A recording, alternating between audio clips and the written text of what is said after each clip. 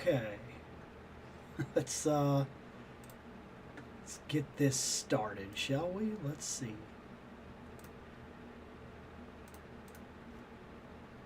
I gotta set a couple things up. I did not prep like I usually do. Man, has it been a week. So let's see.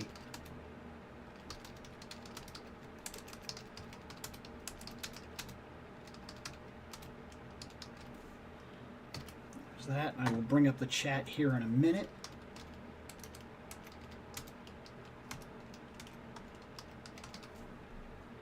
Hey guys, what's going on?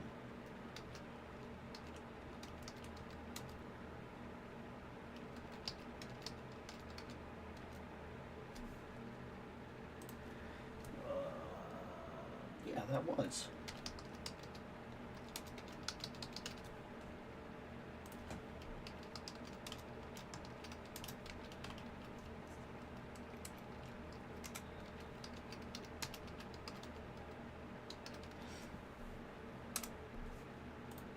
There's that.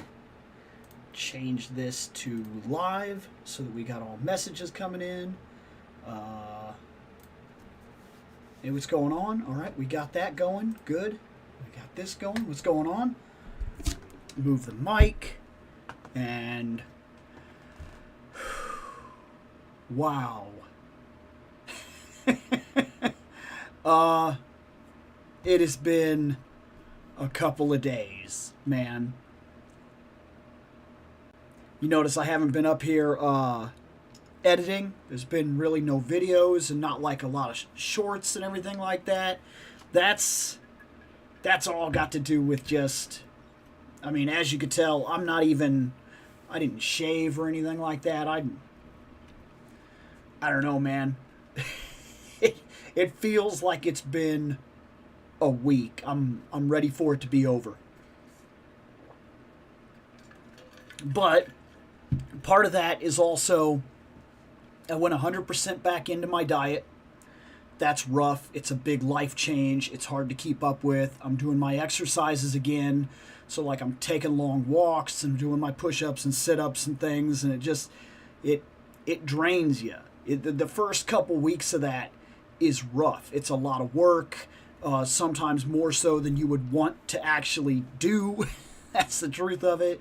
And so that's been a thing lately. And then work has been kind of wild. In fact, we didn't talk about this, and I don't usually get too crazy about this, but I did get hurt a couple, like 2 weeks ago at work. What's going on, man? And like nothing serious, hurt my wrist. And I thought, okay, I better go say something just in case, because if I don't say something and then it turns out to actually be something, that could be a real problem. So I go and I say something. Been 2 weeks since that accident, or that situation, in which nothing came of it. They gave me a Tylenol. They asked how I was doing. I said that I was doing okay. They put ice on my wrist for a little while. They asked me 50 freaking questions, and then they let me go, and then I had to come back the next day and talk to them again, and then come back the next day and talk to them again. So like 3 days of checkups, and they were like, okay, as far as we could tell, it was just like a mild irritation in the wrist. You're fine. Now, it's been 2 weeks since I made that report, and I got random drug tested today. Now, I'm not concerned about that. To say that I'm a boring person, part of that is true, okay? I don't drink. I don't do drugs. It's not a thing that I have in my life that I want or care about. It's just not me. So I'm not concerned about it, but I do find it interesting that I've been in this place for 17 years. And for 17 years, I have never made a medical claim, never made a report. Ever. I made one 2 weeks ago. First medical instance in 17 years. And in 17 years, I have never been pulled for a random. This month, I got pulled for a random. First time in 17 years. It it lines up in a way that makes me feel like they targeted me, and I don't love that feeling. That's what I'm saying. But I mean, what are you going to do? We all know that they do it. We all know that companies are like this, and they're never going to admit it, and they're never going to say anything. But I even told my boss when they were walking me down there, I was like, this doesn't feel random. And he's like, well, you got to understand, they pull 10 names every month. They random test. And I was like, is it random? Is it? Like, did I see? Oh, I did. I saw a couple videos of them today on I follow a channel called like Find My Figs or something like that, and I saw them posting about it today, and they look cool. They look really cool. Did you pre-order the G.I. Joe classified Budo figure?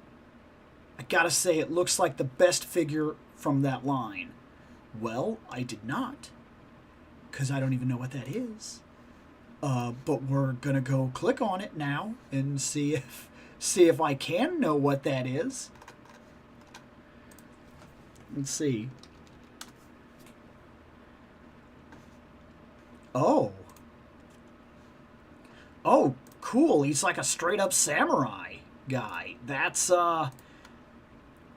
is pretty cool, actually, with all the armor, and then he's got the different hairstyles and everything. No, I didn't. I did not pre-order it. But to keep this 100%, like we always do here, keep in mind, I have no history with G.I. Joe other than I played it when I was a kid. And I didn't watch any of it.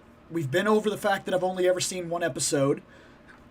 I don't know what that episode is. And then somebody even commented that it may have been the movie, which is even more crazy to me, because if that's the only thing I've seen, I don't know how that happened, but neat. Yeah. And I've only read a couple of the comic books. My association with them is they were cool. They were cool guys. And I would go over and see my buddy. My buddy was really into G.I. Joe. He was playing with them all the time. So I would see my buddy, and I would be like, oh, these are some cool guys. That's what we used to call them, is playing guys. And that was my real association with them, is that I would find them, I would make up my own storylines for them. We would like lay out a bunch of the guys, and then we'd pick off the picnic table or whatever. Okay, I go first, I pick this guy, you pick that guy, yada. And then we would go build bases and have like a war or whatever. And that's the way we played Joes all the time. And then I got more extravagant with things that I did here and there. But yeah, man, kind of wild. That dude I have no association with at all. So no, I did not buy him. But there is something that was added to Joe's. And I already did the video on it a while back. But I don't know how many people would have known about the video or had been watching for it or anything of that nature. A while back, I did the a while back, I had a G.I. Joe. Excuse me. A long while back. I still have him. I wish he was something that I kept on my desk. He's not. He may actually be sitting up there with the G.I. Joes, but I don't see him. And to be fair, he may have fallen over, because that's another thing too. I've got to give myself some time to get in this room, de-stress, and just like arrange and pick things up. Like a bunch of the Spider-Man have fallen over and things like that. Just all kinds of stuff in here that I'd like to like situate and fix and get back on track with. I got to do it. But yeah, I will. But one of the figures that I still own to this day, the same one that I've had since childhood, is Dice. And Joe's released a Dice with Slice, like Slice and Dice. And I bought them. I bought that pack because I had Slice and Dice when I was growing up. They were two figures that I specifically had, and I still have Dice to this day. So I thought it was real cool that I could, like, update that figure massively. Well, yes, go ahead, do that. Is it too early for your 2025 Mount Rushmore Barbarian figures? Well, if we're being perfectly honest, we haven't edited all of them. In terms of all the Barbarian stuff that I've opened this year. But I mean, right off the bat, you know that Conan is going to make it into that list. That Conan that they released is, I mean, it's shocking. It's so unbelievably good. And I don't know that these are even all the pictures of, these are just the videos. I keep a tab of all the videos that we've done, because I keep the thumbnails so that we can go over them at the end of the year. But we already did a mid-year refresher, so just clicking through them right now, wow, it has been a crazy year for me. Now that I'm looking at this, some of this doesn't even seem, some of this seems so far back because we've gotten so much good stuff back to back. Like, we got the Christopher Reeve Superman, or rather we opened it this year, and like, that almost blows my mind. We opened Power Girl this year. Yeah, there's so many. Oh, interesting. I've really grown to like that Epic Red Sonja. The Epic Hacks Red Sonja. Of course, I'm going to be putting Conan in there if we talk about, like, best barbarians of the year and whatnot. And that's an interesting question in general. Like, because I opened the Super 7 Conan and, like, no, I wouldn't put him on Rushmore or whatever. It's kind of interesting. But it seems like most of the Barbarian stuff for this year either was very recent that we talked about them, or it's, I don't know how to explain it, like, that they're not here yet. Like, there are a bunch of stuff that's coming out that I'm still waiting on. Because, like, I ordered a whole bunch of Barbarians last year, but not that showed up last year. That, like, we're supposed to get this year, and now some of them may not even come till next year, because it's just the way that it's been. Okay, we are at 11 minutes, and G.I. Joe has one, so we'll be setting them up here soon. You just buy ninjas. That's fine. There's nothing wrong with that. Dude, I love that 1940 Superman. I love it. And now we add the Kingdom Come Superman on top of that. Like, I really got to get these videos out so that I got all the thumbnails and everything so that we can do that video and hang out and whatnot. What's going on, man? So first off, let me look at this and make sure that this is right. Okay, let's set this up as the first here.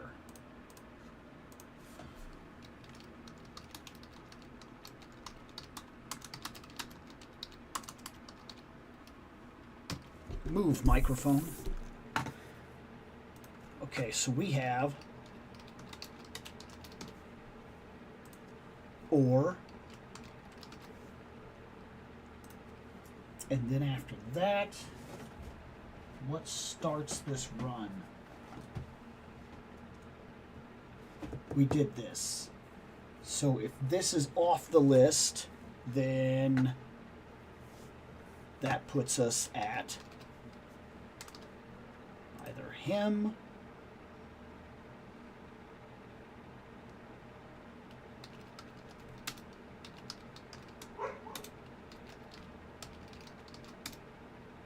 there.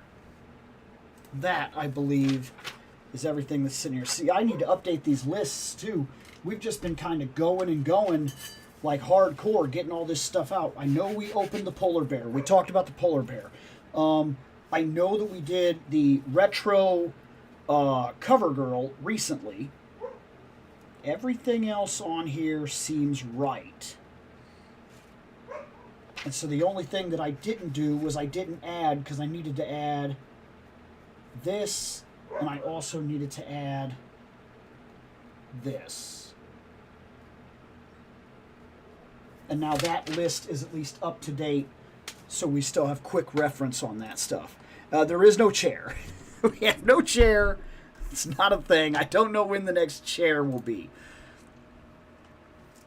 Let's see. You getting G.I. Joe Classified Series Cobra Commander with combat armor action figure. So here's the thing.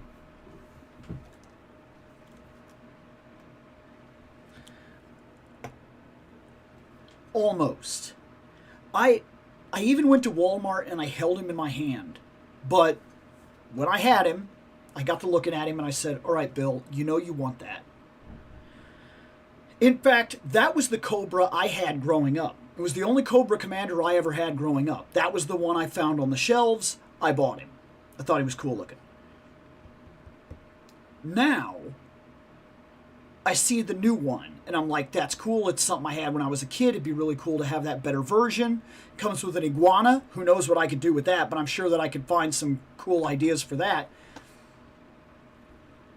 But money is tight. Like, everything has gone up. That's not a surprise to anybody. Everybody here lives everybody here knows how we live. We got the money we got. Everything has went up. Everything seems to be hitting at the same time. And the surprises keep rolling in. And now it's Halloween. Which means I got to get a couple things for Halloween. But also, there's a bunch of stuff tied to my card that got pushed back into October. So now when my fun card gets hit, it's probably going to be almost gone. Like, it's been an interesting build. The last month, I think, hit me faster than I realized. Because before I knew what was even going on, it felt like I was broke.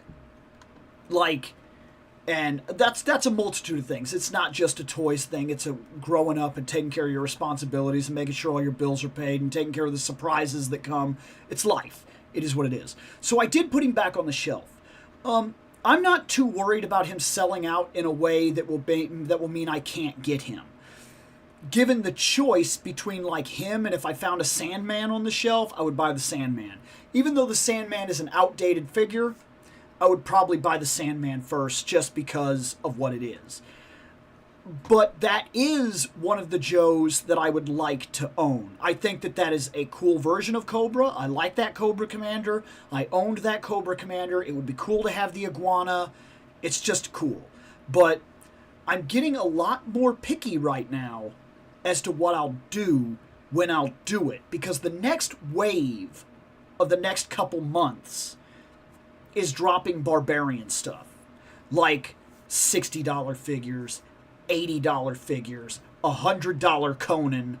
Like, that takes, because we've discussed this before, I have a very set budget for my toys. It's very specific, it's extreme, and I try as hard as I can to stick to it, because if I don't, I could get myself in real trouble. We all could. I have a $500 limit card. That is it.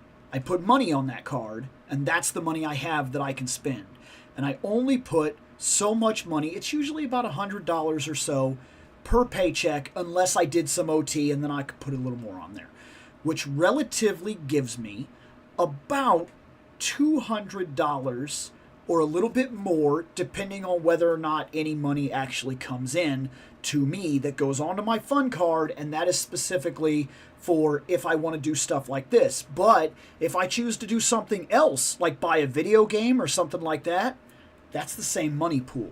So since that is all shared and that budget is very much dead set, like, there's only so much that I can do at any given time. And I'm very careful about trying not to overdo that. And now, all of a sudden, we've got, like, Weapon X is supposedly just shipped. So that card just got hit. And then right behind it, I got a notice today from Big Bad saying that they were processing Juggernaut. So Juggernaut is just about to come. That's $60 right there, plus about $34 right there. for the Weapon X, because we're now paying almost $40 a piece just for Marvel Legends, which is why we're going to get very, very careful about when we buy almost anything. Almost anything. And then we got something else. I put something else on the card that was unscheduled.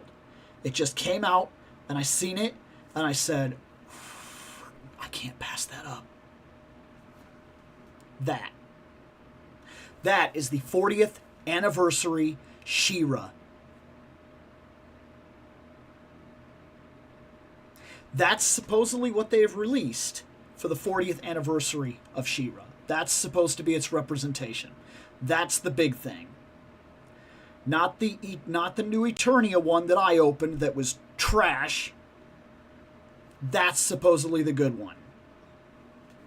And she was not cheap either. She was in the $60 realm as well. Like, so we're at this point now where things are starting to cost in a way where my toy budget used to be enough to really get me quite a bit every month. Now it's really not. It's almost getting me only 2 figures a month sometimes, maybe 3, depending on the situation and how I spend the money and what happens to be coming out. Because I mean, if a Frazetta Girls comes out, that's nearly $100 drop, and I'm gonna probably make that drop, and that's it. That's half, if not more than half my budget right there, gone. So it's been something to really track down what I'm gonna spend money on and what I'm not gonna spend money on lately. And so he went back on the shelf because there's just been too much this month. But he does look cool. And you just got the notification as well that Gamer vs. Juggernaut. Oh, I didn't know that. They didn't say my Gargantos would be coming. They only said that my Juggernaut was coming. So I'm going to have to, maybe I'll have to check that email. Maybe they did and I didn't realize it. But I thought for sure all I saw was Juggernaut. Saw that they had a Thundercats He-Man. I did. I saw that too. I'm not worried about it. I have plenty of He-Man. I don't need slicked back hair, long Fabio He-Man. I don't need that figure. I'll survive without it. Let's see, what do we got here? 8 minutes so far. Slice and Dice are winning. Did you see the Abby Force Wave 1 set of 3 112 scale action figures? The shark ones look really cool. I did not. I did not. I'm not even sure what that is now that I think Abby Force. Abyss Force. Sorry. Abyss Force. Maybe I do know what that is? I don't know. It's crazy to me how I feel like recently I've been falling behind. Because normally I always have a couple of YouTubers that I was following that would kind of keep me up to date. And of course, I'm going to be honest with you. One of the things that's made it very hard to follow some toys lately is that aside from I still have X, but I don't really do anything with it. And all of my toy connections, like my feed, was built on X. It's not really built on Instagram. And I'm going to be honest with you. The algorithm for showing me what I care or want to see on Instagram is garbage compared to what it was on X. But I really don't like X, and nobody was really hanging out with me or talking to me there, and there was no community that I was building on X, so I left it. But when I left it, I noticed that all the news that used to keep me up to date with figures seems to be gone, and it doesn't proc on the regular like it does on X for Instagram. And since that's kind of where I am now, I don't really see as much as I used to see. And so I'm kind of trying to keep up via YouTube and whatnot, but also with me working the way that I'm working right now, I'm not really watching a lot of YouTube. I'm noticing that it seems like I'm falling behind quite a bit in terms of figure news. I'm just not seeing the stuff sometimes in time. In fact, I didn't even know about the She-Ra until almost the day she was set to come out. And then I was like, oh, well, crap, I gotta get that. I have to get that tomorrow. No, you did not. We are actually just about to claim, and we just did, a winner is Slice and Dice G.I. Joe. That'll be the first figure we talk about. Let's see. Well, it was an LA Comic-Con a bit ago. They brought 3 of the Gokaigers. My girlfriend got to meet Captain Marvelous. That's pretty cool. And they brought the latest Kamen Rider suit to sign autographs. That's pretty cool. It probably was. That was probably a sweet weekend. Oh my. Oh my. Well, first off, congratulations. That is awesome news. I'm glad to hear that. That's really cool. And yes, I absolutely get it. Your budget is about to take a hit, as well as your time. It was a lot. Like, I remember that those first couple months, surprisingly enough, I watched a lot of Star Trek. Like, a lot of it. It became very normal to come home after work, and of course the baby only sleeps when she sleeps. And like, my kid had this weird habit where at the time I was working second shift, and I would come home and she would wake up. So I would not go to sleep. Like, I would come home, it's like 12 o'clock at night, and she would just wake up like she knew I'd come home. And then I'm screwed, because I'm like trying to get her to go back to bed, and like I feed her, and then she's just awake. And she was fairly active for even a newborn. She would wake up and she would stare at me, and she'd like look around the room. And she was when she was awake, she was like awake. She was attentive. Because of that, she would like look all around and be very awake and everything, and I couldn't really go to sleep. So I had to start finding something that I could do while, I'd feed her, and then we'd be done with the feeding, and then she'd be awake, and I'd be like, well, okay, if she's up, I guess I'm up.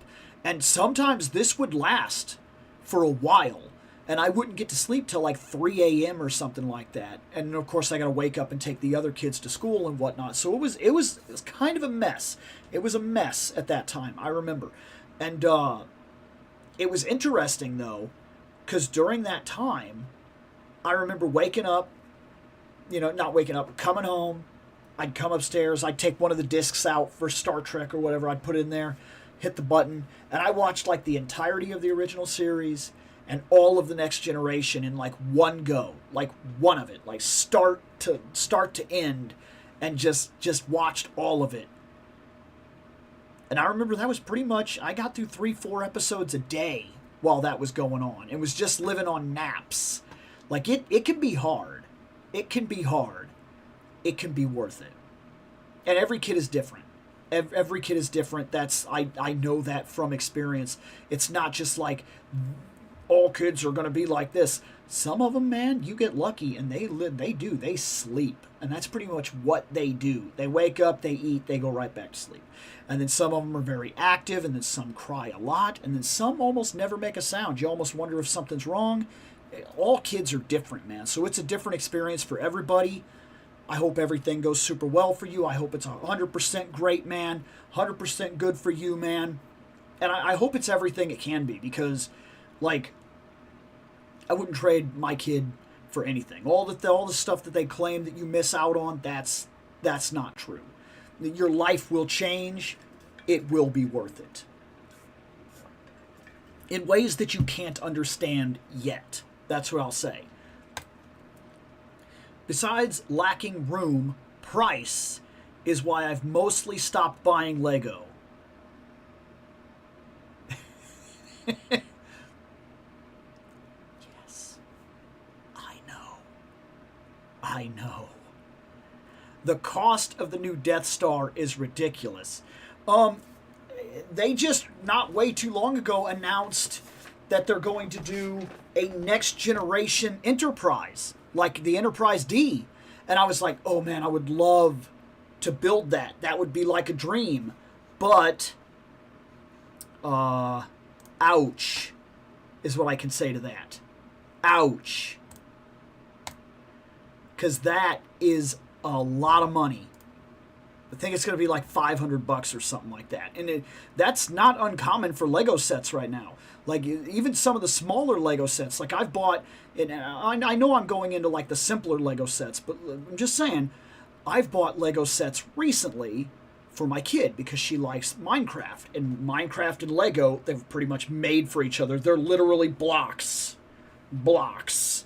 Hey, you want to take this game about blocks and put some blocks together to form something that looks like a game made from blocks? Oh, sure, let's do that. What do we have that we could do that with? I don't know. What about what we already are? You know, blocks.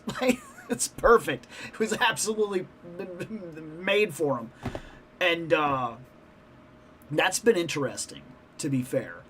Because, dang, man, some of those sets are, like, small. From the way that I'm perceiving them. And they'll $80, $120. And I'm like, for what? Like, it doesn't seem like...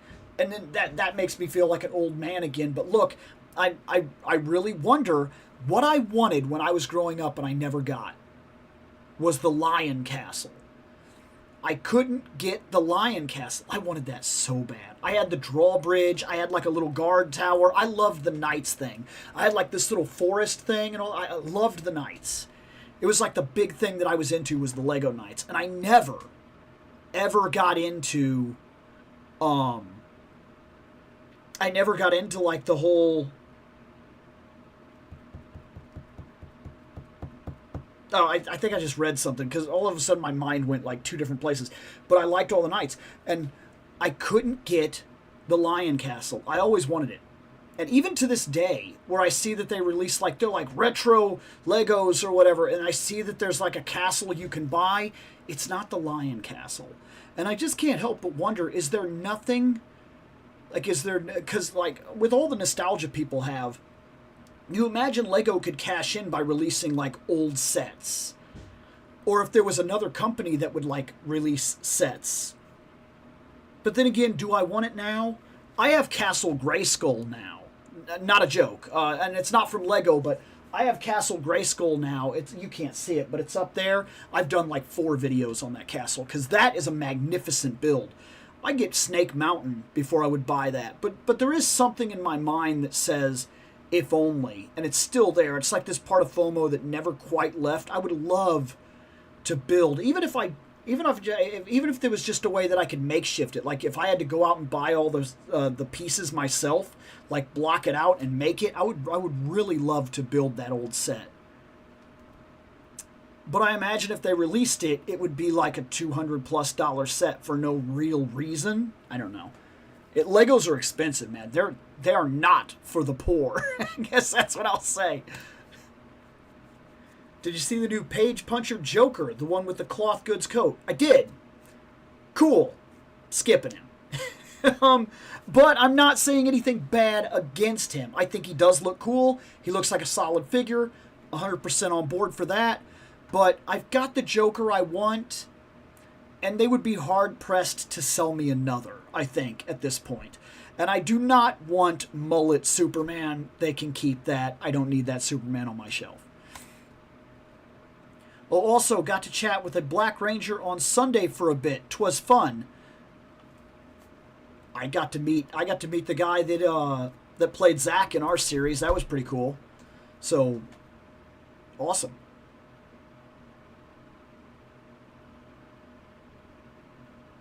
I wanted Cobra to win. Congratulations. I maybe get 3 hours of sleep before work. Yeah, it's tough, man. It hits for a while. I pray for naps right now. Yeah, don't let anybody take this away from you, man, because I'm telling you, it's a time in your life. You won't get it back, man. The Wizard isn't the new Lego Death Star. Literally just, sorry.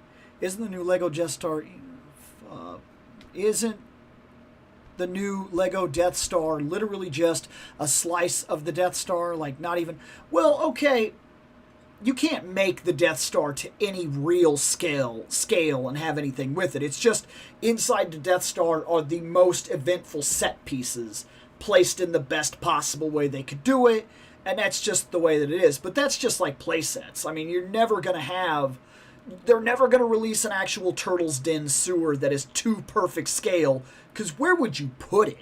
Like, Lego prices are too high. So she's into Minecraft, and you... Are you into Minecraft, too? No. No, not at all. Not at all. None. At all. Zero. None. I have... I can watch her play it, and that's about it. I have played some games that work like Minecraft, but they have to have a little more serious edge to me. They're just blocks. Like, normally I'm not a graphics guy, really. I play a lot of older games, but, like, for some reason, I mean, it's just blocks. Like, whatever. Anyone already pre-order Gamer vs. Punisher? Both Frank and Nick Fury look great. I have no idea. I know I didn't, but I already talked about that. If I'm ever going to get a Punisher, it's either going to be the live-action Punisher current, or it's going to be the classic black with the skull, and that's about it. And that's the way if I ever put one on the shelf, that's what it would be. But I'm not huge on the Punisher enough to, like, run out and get him. My first Lego set was a Batmobile set. I tried that thing. Oh, I treasured that thing. Yeah, it didn't last. Some bully at school snatched it and smashed it against the... Dang! That's crap. That sucks. Let's do this, shall we? Let's get this. Let's get the first one done. G.I. Joe, classified, slice and dice. There they are. Yep. This guy, and I really wish I knew exactly where he was in the room, because this would actually make a lot of sense at this point. He is one of the only childhood toys, like, from my absolute childhood all the way up, still have him. He can still stand up. Like, I have that figure. I have this figure. I had this one. These are both ninjas that I had growing up. And we've talked about my Joe history.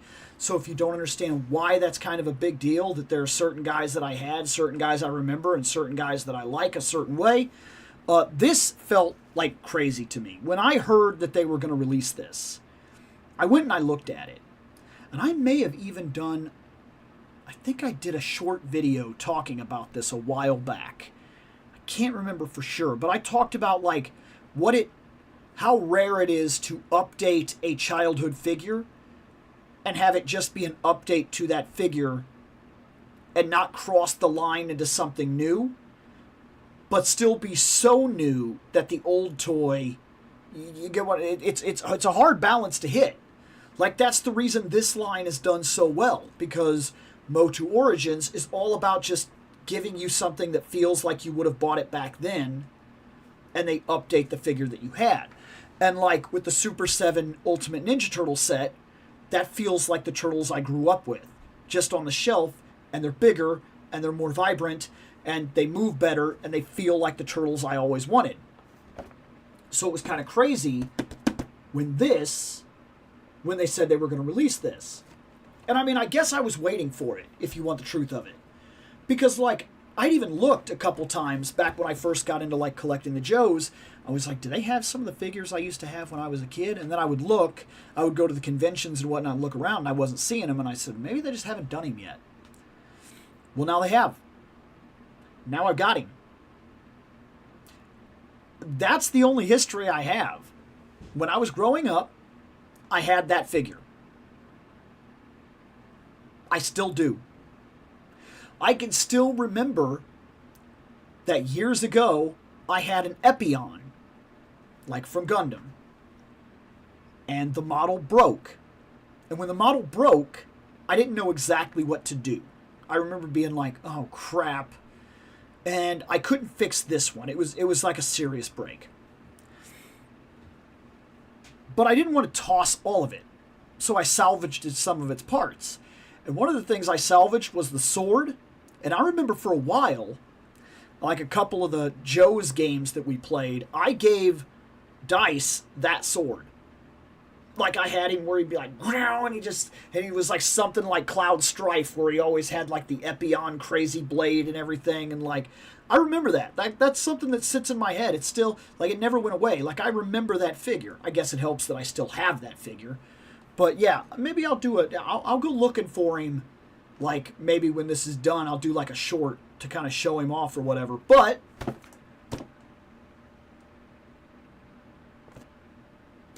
I don't have much else to say about this other than I want to see it.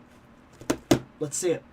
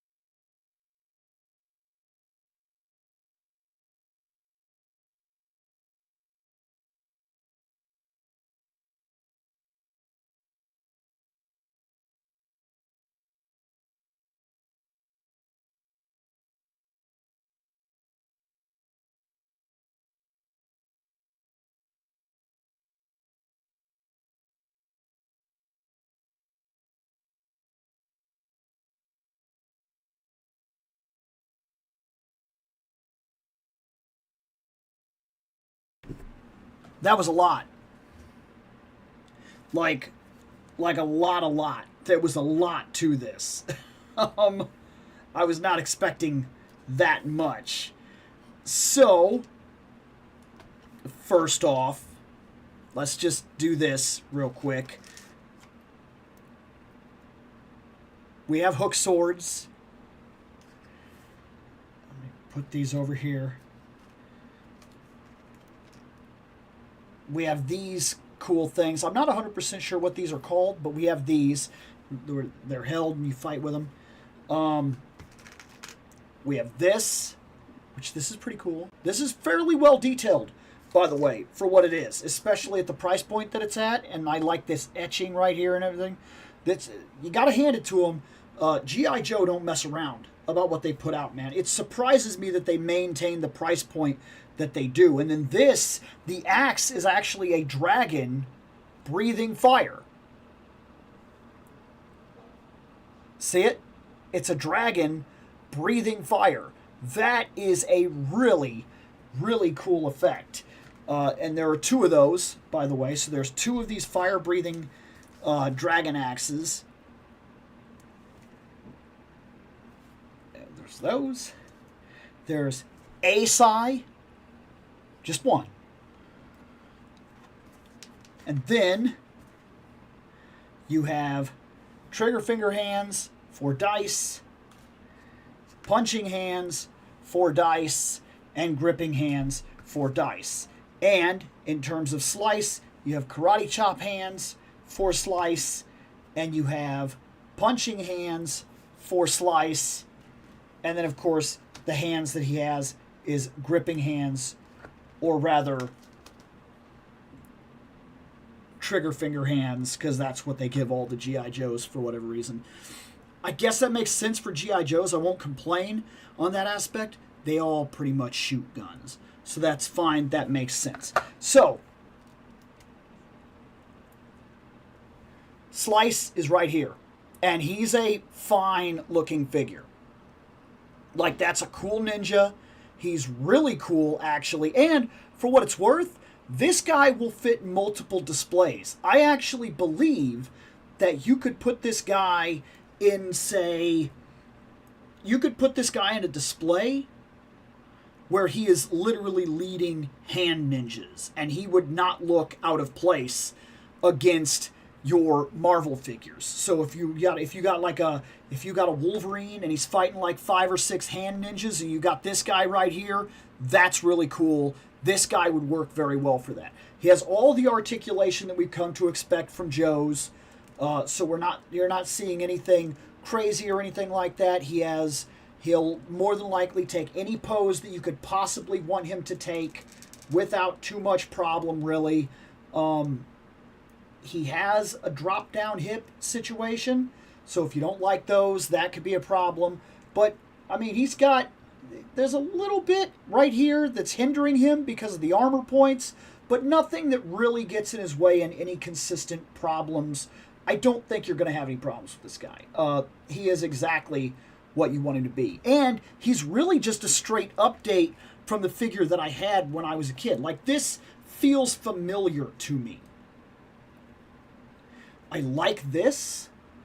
I didn't know if these were going to be cloth or if they were going to be some sort of rubbery material, and they are a type of rubbery material, and they work for me.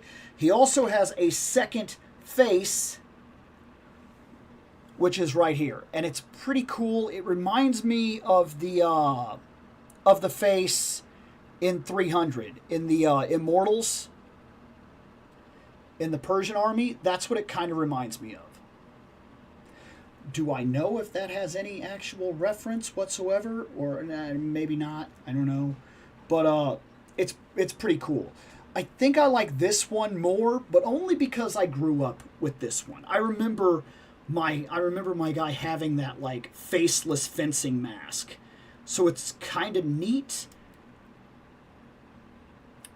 But yeah, Slice is solid. I have no reason to dislike him. I think he's really cool. I think he works really well. But the reason I bought the pack, if we're being perfectly honest, is this guy right here. Dice. Dice is the one that I still have today that I played all the time with. He was like the Joe that I liked, man. And he is pretty solid, dude. Like, there's a lot of detail on this guy. This is what is actually hurting Marvel Legends. Is that if they can release this guy with this level of detail and this level of stuff, like this is an overlay part, his armor moves, it doesn't hinder him too bad, it kind of gets out of his way, he has all the movement that you're going to need from any kind of ninja-esque character. He's got these hanging parts that don't get in his way. He's got all these different armor parts that are removable, and then he came with 3 heads. So he came with 3 portraits. One is the one that I know. It's the one that I grew up with. That's the face that I remember when I was growing up. The other ones that he has is an unmasked face, which I didn't know anything about because, like I said, I didn't have Joe's when I was growing up the same way that other people did. I didn't watch any of these shows or anything, so I didn't know what he looked like. That's literally my first time ever seeing his face. Ever. And he also has this really cool dragon mask, and I don't know if that's from something or if it has some idea behind it, but it is really, really cool. And for another look real quick, since I've got it actually focusing, this is the other mask that we were looking at. Maybe it's that silver that's keeping it from focusing, because it was focusing on this. Focus on that. That's weird. We got to get a new camera. Keep doing the live shows. We got to. We'll get there. No, he's really solid, man. This is so cool. It's so cool to have a figure that, like, you grew up with. One thing I'm not loving, though, his shoes curve up at the toes, and there's not anything you can do. There's no joint here. I realize these is like the kind of shoes he's wearing or whatever, but like it's awkward looking to me. And it's one of the only little things that, like, I'm kind of, when my eyes catch it and it makes me go, why? But he is really cool. This is a cool set, and you get a ridiculous amount of stuff to go with it. Like, there's just a ridiculous amount of stuff here that you're going to get out of this set to be able to set up anything that you want to do. Now, one thing I was not expecting, though, is he got this stuff. Like, he came with this.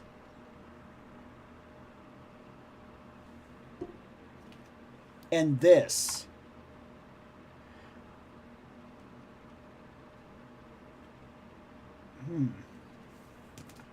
I'm curious enough. Let's see it.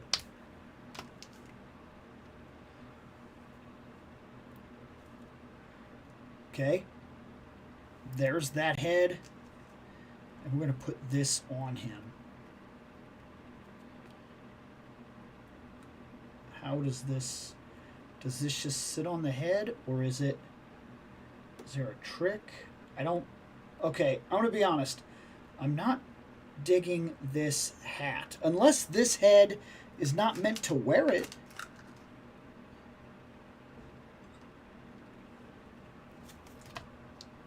It's not this head. That wouldn't even make sense, right? No, that doesn't fit. And I doubt this fits if the other one didn't fit. No. So this hat is a cool concept, but like...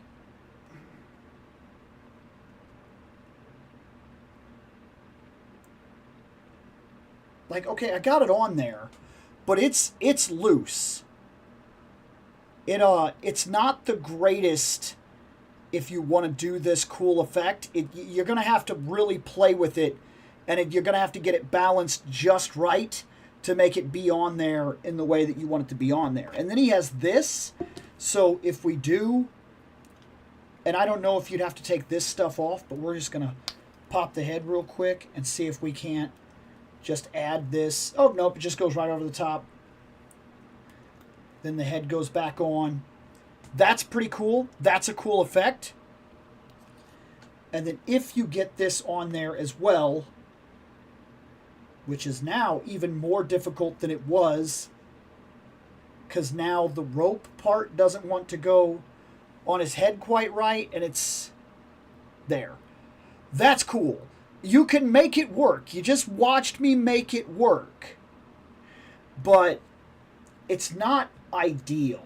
This could have been better. In fact, I would almost argue that if you were going to do this, he almost needed a head for this part. Now, this also looks like it could be utilized. It's got like a grip here.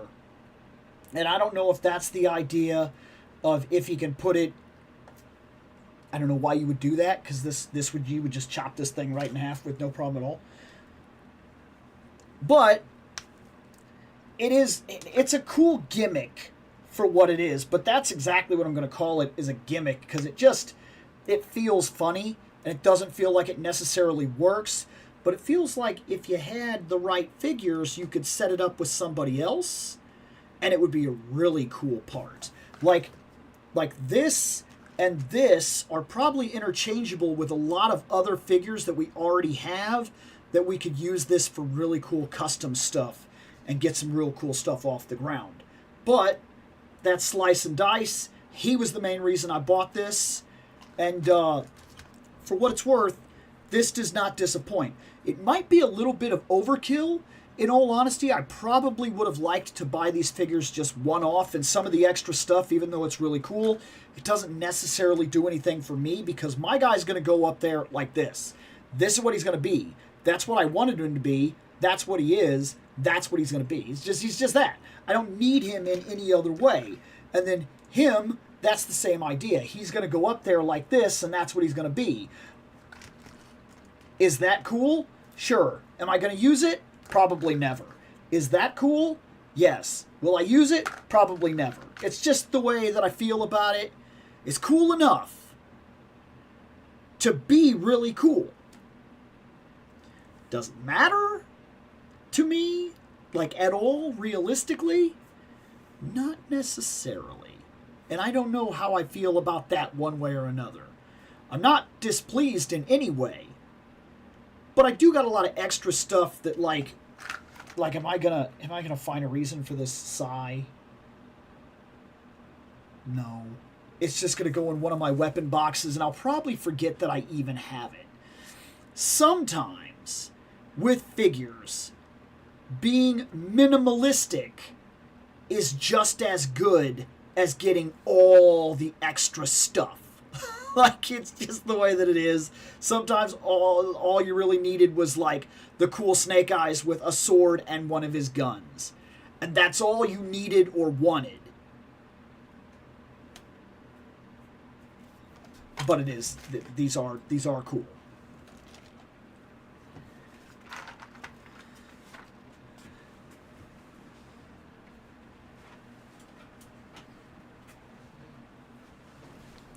Okay, let's set up for the next one real fast.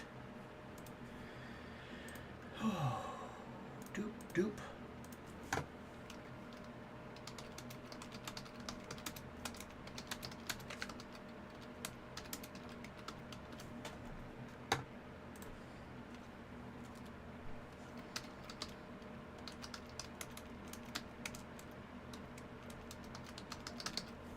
There's that.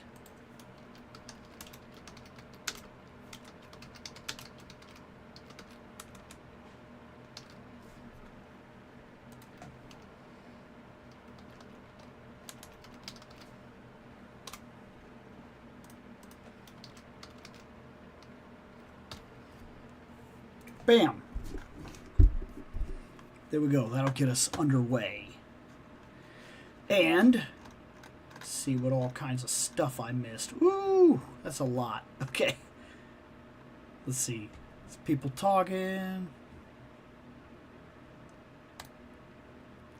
Fun fact, you can get a 1/1 scale Chucky and Tiffany bundle direct from NECA for less than the $1,000 Lego Death Star. That's true, you can, absolutely. Let's see. Later got some Lego Dimension sets, but didn't have the actual game. Half the point of the sets was kind of wasted. Lego Sonic was cool though. I've seen it. It doesn't like thrill me. It looks neat, but just like the Mario, I see the Mario Legos and it doesn't really thrill me either.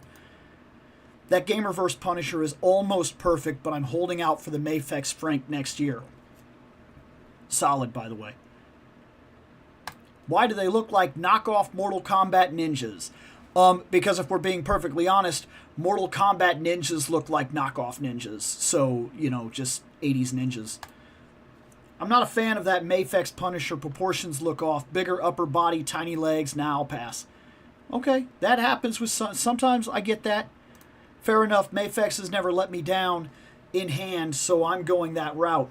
That Fury is also super cool. Mafex never going to do that one.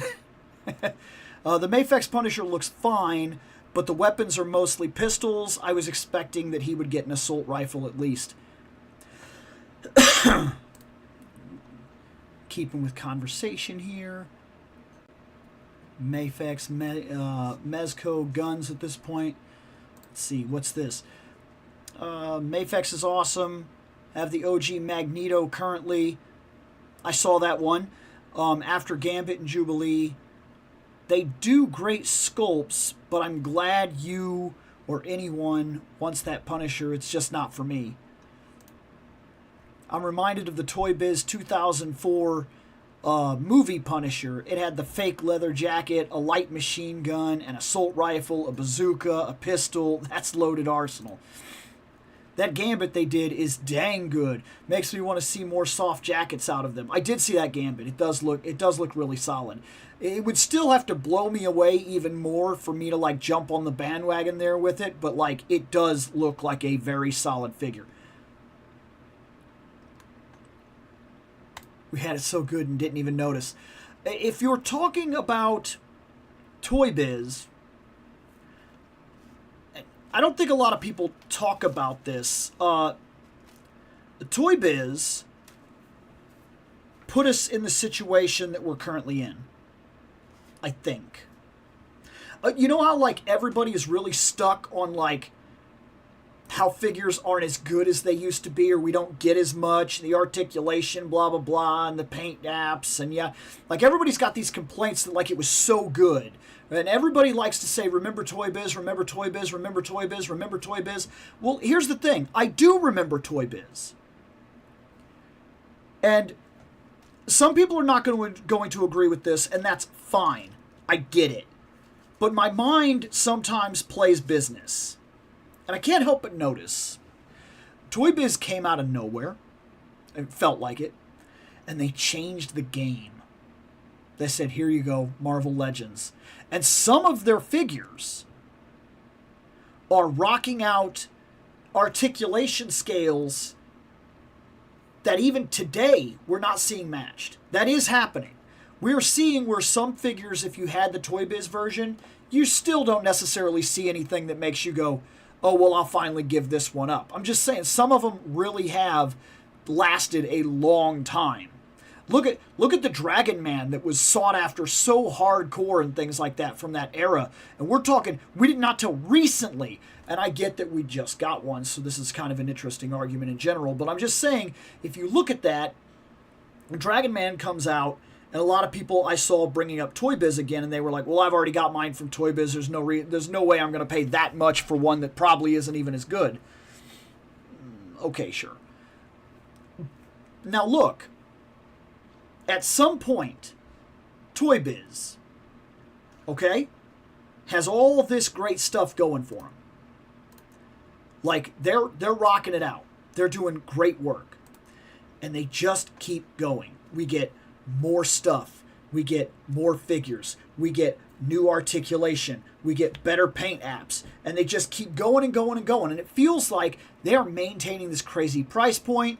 And it's like, it's the best thing ever.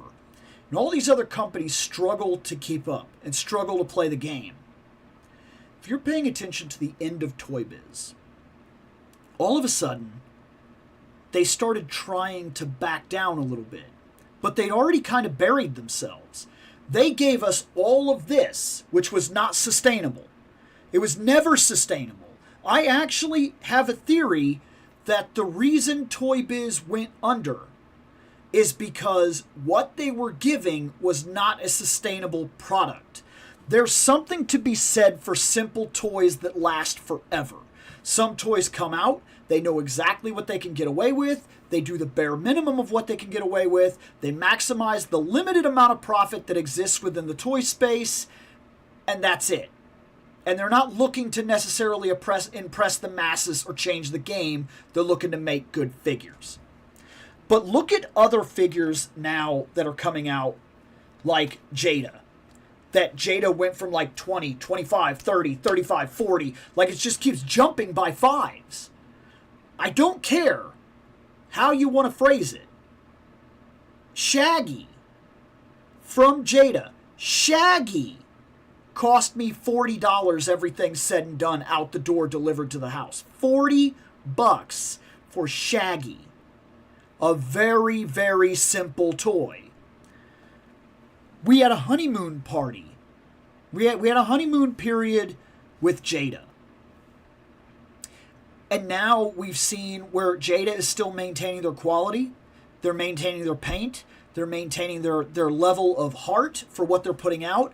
But their prices have gone up. And it is not just the idea of everything going on in the world today. Some of it is that the sustainability of certain things, especially when you're not reuse all the time and you want to keep making new sculpts and new sculpts and new sculpts and new sculpts, that's going to bite you after a certain point unless you find a way to kind of rework some stuff and get some stuff out there at a cheaper cost so that sells and it kind of books money and you can stockpile some money for the next bigger project that hopefully does something. And if it doesn't do something, you're in trouble. Well, Toy Biz feels like it put everything out and it went really good and everything was going good, and then they tried to back it off and they realized they couldn't back it off. They'd already kind of dug their grave. And then they went under. Like, they couldn't maintain what they had created. But inevitably, even though it killed them, the rest of the toy industry is still suffering from it in terms of us today, because that's kind of what we expect, because that feels like a golden age of figures. And it was. But it was an unsustainable golden age of figures that died out. And it did die out.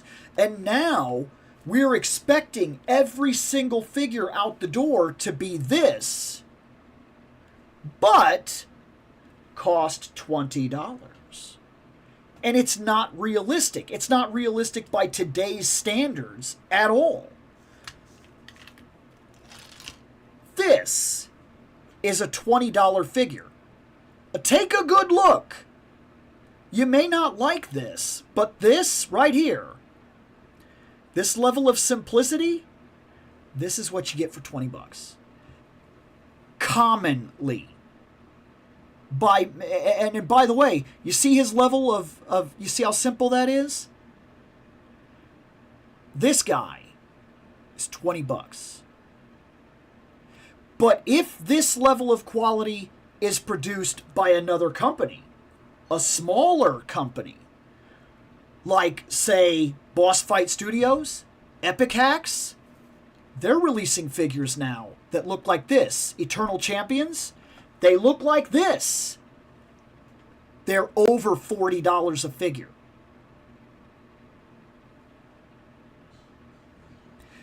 Because I don't think that they're big enough. And you could argue they're using the Conan license. I'm going to throw that one out the door right now. They are using a Conan license, and they are using a Red Sonja license. But then they also just have a skeleton man. He's just a skeleton. You can't license a skeleton. You can't make that a licensed property and claim that they have to pay the licenses on a skeleton. That's a $40 figure. Over $40 considering that you have to pay for shipping and handling and everything else. $45 figure. Minimum. Every single one of them. $150 for the first wave. That's a $20 figure now. This is what it looks like. And sadly enough, this is in the 30 to 40 range. And some would argue you're still not getting this on a regular enough basis to justify that price point. But then I would argue, and like I said, I could be completely wrong, but it just, this pops into my head sometimes when people talk about Toy Biz. We are assuming, because we got used to this idea that they could do it this way. And then they went under, and the toy market didn't really take their place. It didn't like pick up where they left off. It like slowly caught up. And now that it is kind of caught up to where the Toy Biz was and bypassed them, now figures are costing $50. They're costing $100. And some of them, arguably, that's even kind of wild, because some of the figures that are costing $100 don't even get double elbows or double knees. Like, I don't know. I feel like What Toy Biz did was open the doors, and now we can't close the door, so we can't bring expectation back to where expectation really belongs or really should be.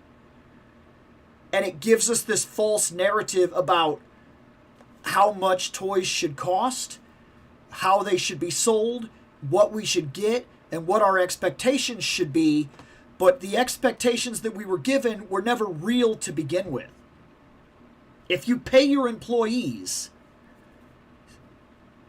$80,000 a year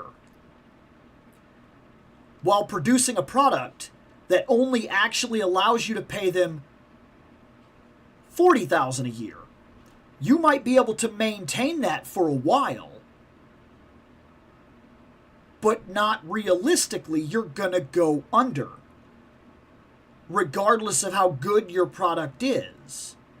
It's unsustainable, and I think that's really what happened. And I think we're still reeling from it all these years later. I really think that. I really feel that. I've felt that way for a long time now, actually. Star Wars just won, so let's set that up, and then I'm going to go down here and keep looking at what we got here.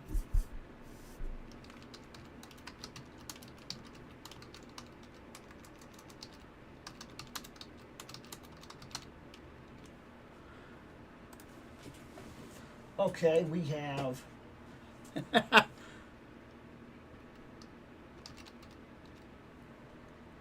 know I have that. I know I have... What's this? Are you what I'm thinking you are? Oh, yeah, you are.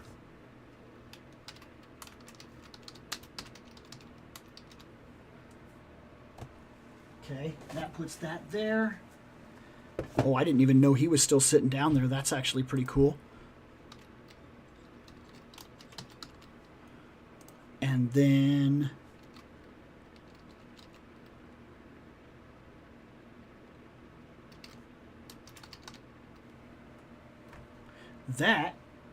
Is that all of them? That's all of them. Wow, we only have 4 figures. I thought I had more. But I guess that makes sense. I don't really pick up Star Wars like that. I just buy the core things that I like, and then I kind of move on. So, interesting.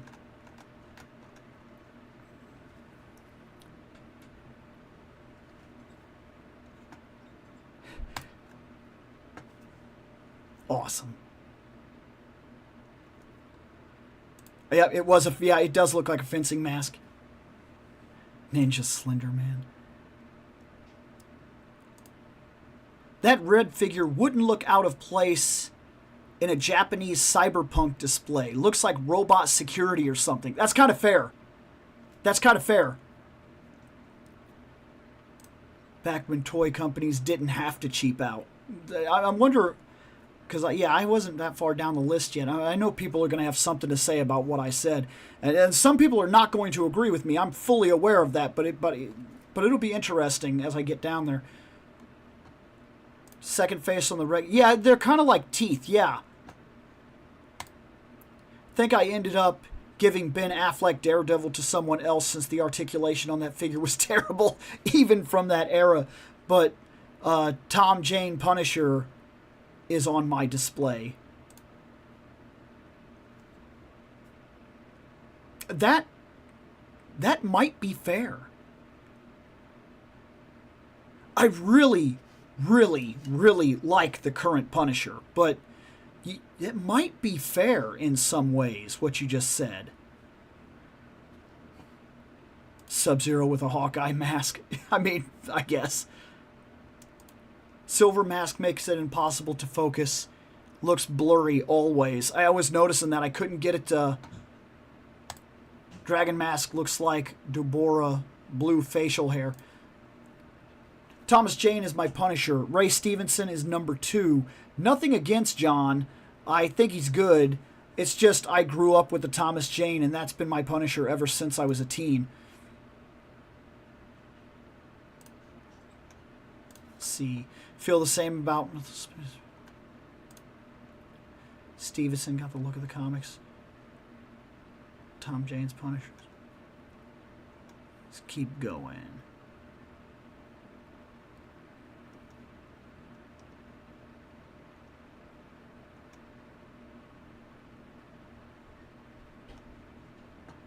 Short film 2.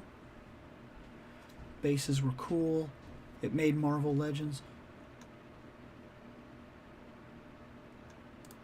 Bases were cool. It made Marvel Legends distinct from the other action figure lines of the time, and I stopped caring about McFarlane figures for most of the 2000s. I do remember a lot of those bases were solid.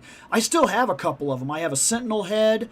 I have the Xavier Institute wall that's crashed down. I have a car that's all broken up. And I think I have like an elevator type thing, if I remember right.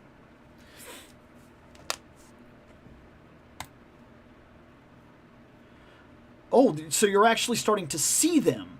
See, I need to see it in person to see if I'm going to replace the old Playmates ones. That's one of those figures I have to see. I will not just buy them on blind. I have to see them. I have to hold them. Slice and Dice look like Netflix presents Double Dragon.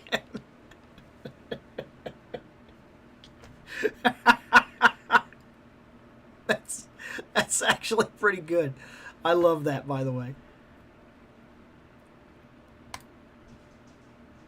Yeah, most of the era Todd was veering into the articulated statues phase he had going on. He had some great sculpted stuff, but yeah, totally understandable.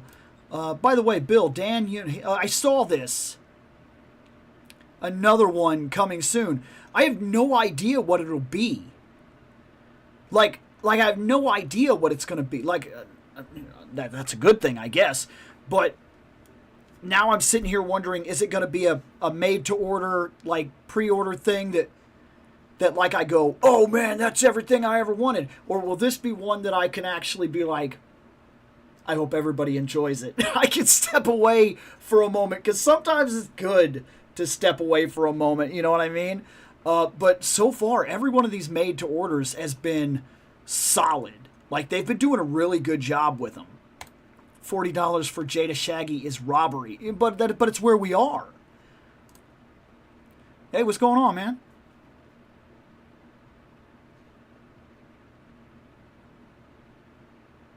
Cluttered shelves. Reggie, man, Scoob, this Bill guy is like speaking the truth, man. I got a guy at work. I can't do it. I've never been able to do it quite right, but I got a guy at work who does Shaggy perfect all the time, and we'll be joking, and he'll just bust out that shit. He does it so good. It kind of irritates because I cannot do it.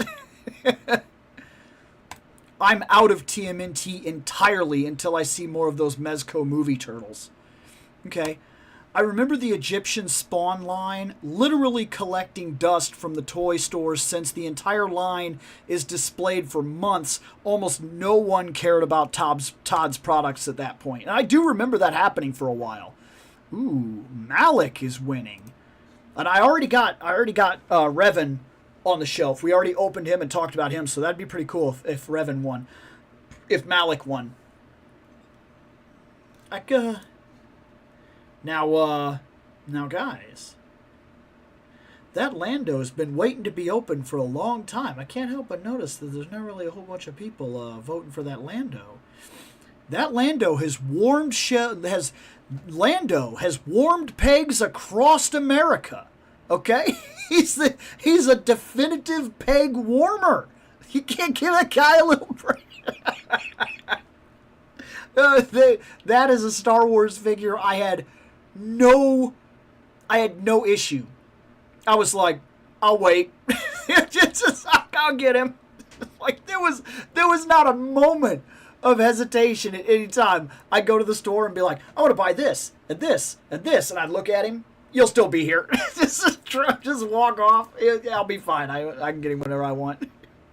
And then finally, I found him at like the Overstock store for like $6 or something like that, and I was like, oh, okay, I'll finally get one, whatever.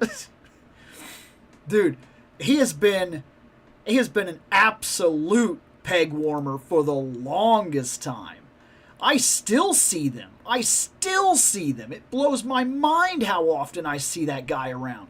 Like, they cannot sell him. Either that or they just made way more than they were ever going to have a chance to sell. Like, they just made so many. I don't know, maybe they saw him as a bigger deal than he was. I'm not trying to say Lando is not cool. Don't misunderstand my comment at all, because Lando is a very cool character by nature. But here's the thing about him.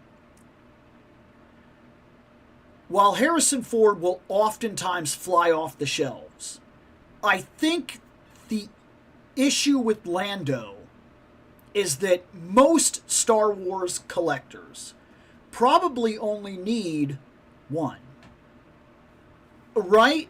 I mean, is that a fair argument? Like, sure, you get a Harrison Ford, you get a Solo, and then later there's another Solo, and his face is a little bit better, and you're like, well, that's a Solo, that's a main guy, that's one of the Trinity, so I'm gonna pick him up.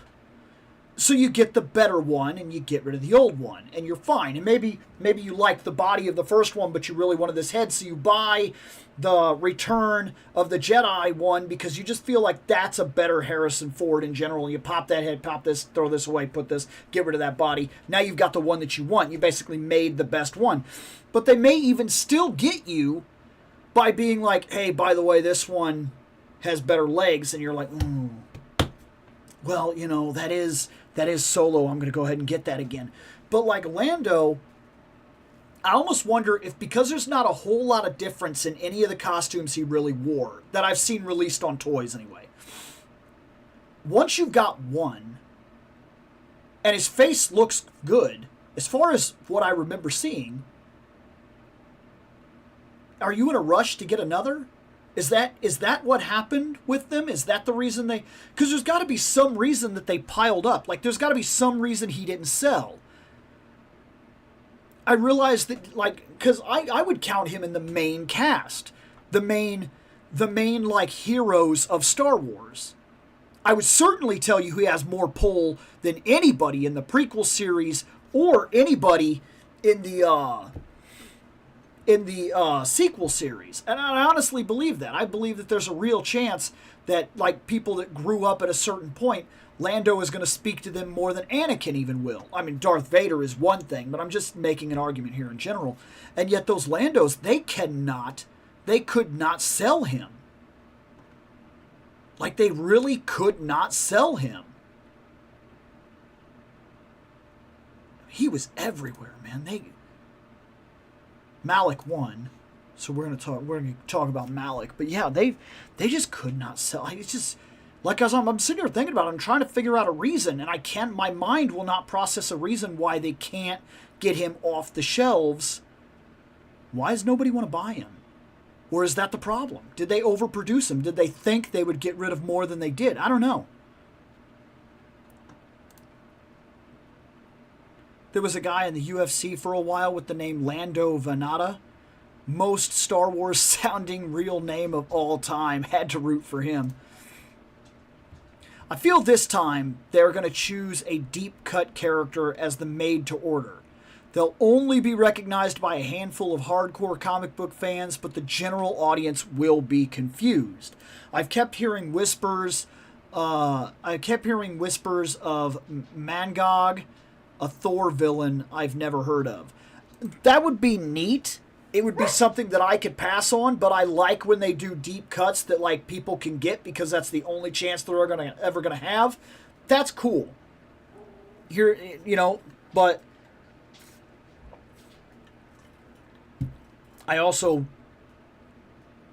kind of don't want this one that they're about to put out. Just give me a break. There he is. Okay. Darth Malik.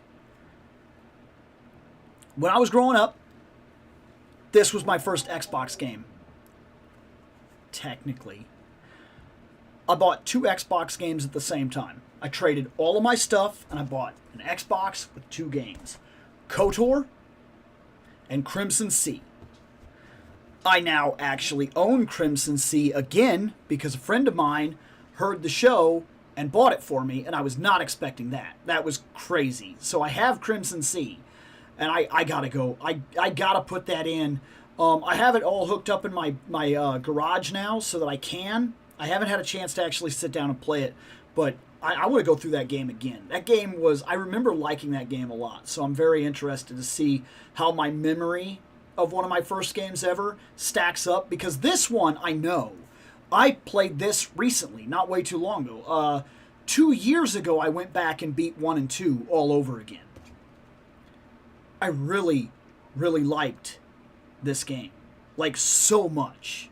And this is a very simple figure for what he is. I don't expect this guy to blow me away. I expect him to be decent. And that's fine. That's all he needs to be, as long as he'll be what I need him to be on the shelf. A video game version of one of my favorite games of all time, Darth Malik, right here. And by the way, can we... I know that we got a remaster. I'm sure that's great. But that remaster you did for Mass Effect, where you gave us Part 1, Part 2, Part 3 in a single game with all the DLC and all the quality of life advancements and everything like that, in one of the greatest remasters I've literally ever seen. I am not exaggerating that, by the way. I'm not. Go back and play the first Mass Effect. If it's been a long time and you have this memory of how it played or how it looked, I promise you that's probably not accurate. Go back and try it. Go back and try it on original hardware with an original TV to that time, and you will see it was fine. By today's standards, that's the best you're getting out of it. But that remaster they did, that Legendary Collection, that's one of the best remasters I have ever bought in my entire life. Ever. Like, it's very good.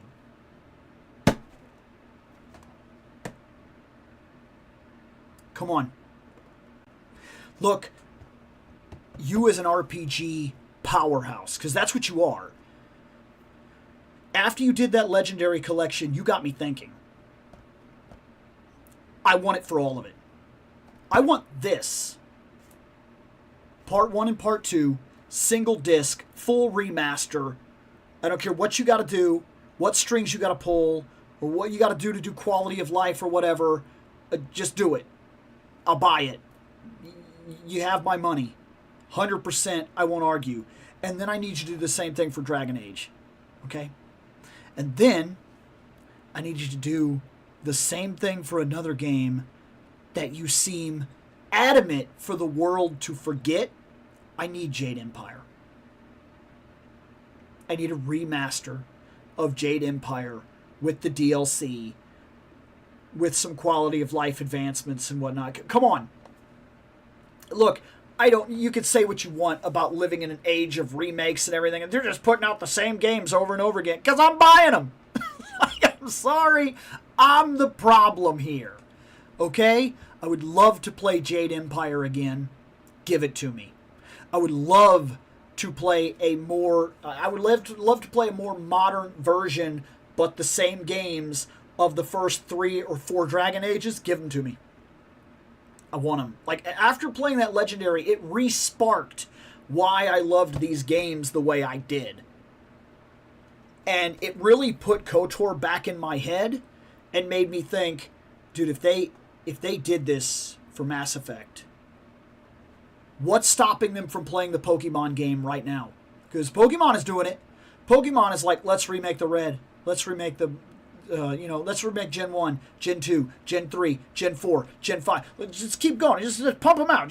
We'll do an actual game and a remake game, and an actual game and a remake game. We'll just play this process until either they run out of money or die. It's just forever, okay? And you know what? It's working for them. I wonder if, did that Legendary Edition, did it not sell Like, did it not go over the way they were hoping, and then they just decided not to do it with the other games? Because, like, I'm telling you, it was good. I want this. I know everybody's looking for a remake. And that would be fine. But, like, I want... If we get a remake of Part 1, would we get a remake of Part 2? And is there anything in the future that's ever going to take the third game, technically? Because I am making an argument here that technically the third game in this series is Star Wars Knights of the Old Republic, the online game.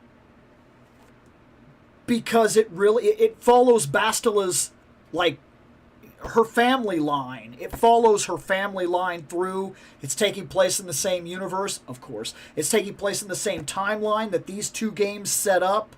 Like, it's the third game. It's the third game. Is there a way to take that and rework it so that it is a game? I want it. That's what I'm saying. I want it. Give it to me. I don't ask for very many games nowadays. I have the comfort games that I love, and I play them. And I have the games that interest me here and there, and I buy them. But I'm not a huge gaming guy the way I used to be. I know what I like, I know what I want, and that's what I want. And they don't really get me on a lot of the other stuff anymore. And this was in the era when I was really playing video games. Xbox, PlayStation 2, this was my era of playing video games. Into the PlayStation 3 and Xbox 360, sure. But that's when, like, adult life was really starting. I was living on my own. I was starting to do my own stuff. I was dating. I was trying to figure out this stuff and that stuff, you know. Like, there was a lot more to that era for me. I had a kid. Like, there was just certain things that hit different. And then moving into the PlayStation 4, that's when all my responsibilities and stuff really arced up. And, of course, I started the show and whatnot. That was a lot less gaming time. This was my gaming era. So when I have a chance to own something from it, like this speaks to me. I would love to see this line go the distance. How come we haven't gotten Carthonasi? How come we haven't gotten, literally anybody?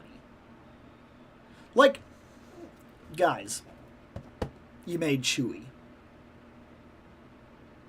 How hard could it possibly be to just reuse it and give me KOTOR Chewie? That's what I'm going to call him.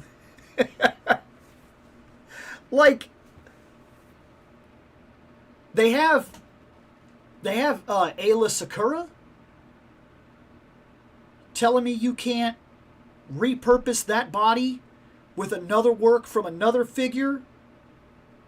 There's a green Twi'lek I saw that was in the figures, and I think that I think you could reuse part of her body and part of Ayla's features, and if you did it right, you could end up making I'm trying to remember her name right now. I can't remember her name, but there was a Twi'lek in KOTOR 1. I'll remember that. After I do this video, watch, it'll come to my mind, and I'll be like, ah! But yeah, I don't know. Like, it just feels like... How do I put this? In terms of Star Wars, I feel like they're done. I know some people aren't going to agree with that, because some people really love rebuying the Star Wars figures over and over and over and over and over and over and over and over and over. I'm not that guy. I'm not that guy. I'll never be that guy. Literally ever. For me, this speaks to me. Another Vader? No. Another Luke? No. Another Lando? No. Like, unless you're going to do major body upgrades, and even then you probably still won't get me to buy them, I just don't care. I've got what I want. Most of the Star Wars figures for me are done. I bought the main cast, and there's not a lot else out there that I really care about. But if you want to start diving into the extra material, now you're opening a door to stuff that I feel is massively underutilized. Stuff we could get a lot out. I think it's a wasted idea to not do it. Like, we finally got, was it Dash Rindar? We finally got the Dark Empire stuff, Dark Forces. We got him. Like, I'm starting to see them open the gates here and go into extra material instead of redoing all the figures that we've already had 100 times and selling guys that we already had 100 times and slightly remodified and like it's whatever. I don't need that stuff. But like, if you want to get me back into buying Star Wars, how to do it is this stuff. Give me KOTOR figures. Expand on those ideas. Heck, recently they did that one figure. It's a figure set, and it's from Dark Empire, if I remember right. And it's the Luke Skywalker clone. And I can't remember. All of a sudden, my brain is not working. I can't remember anybody's name. It comes with Mara Jade, Luke, the Dark Luke, like the clone Luke, and then I can't remember the guy's name, but there's a Jedi in that series, Master whatever. I can't remember his name right now. Let's just like open him, because the longer this goes, the more I'm realizing that my brain will not process information related to Star Wars right now. It will not do it, and I just keep running into dead ends where I'm trying to tell you where my thoughts are, but then I can't make the final. It's definitely the end of the night for me. Let's open him.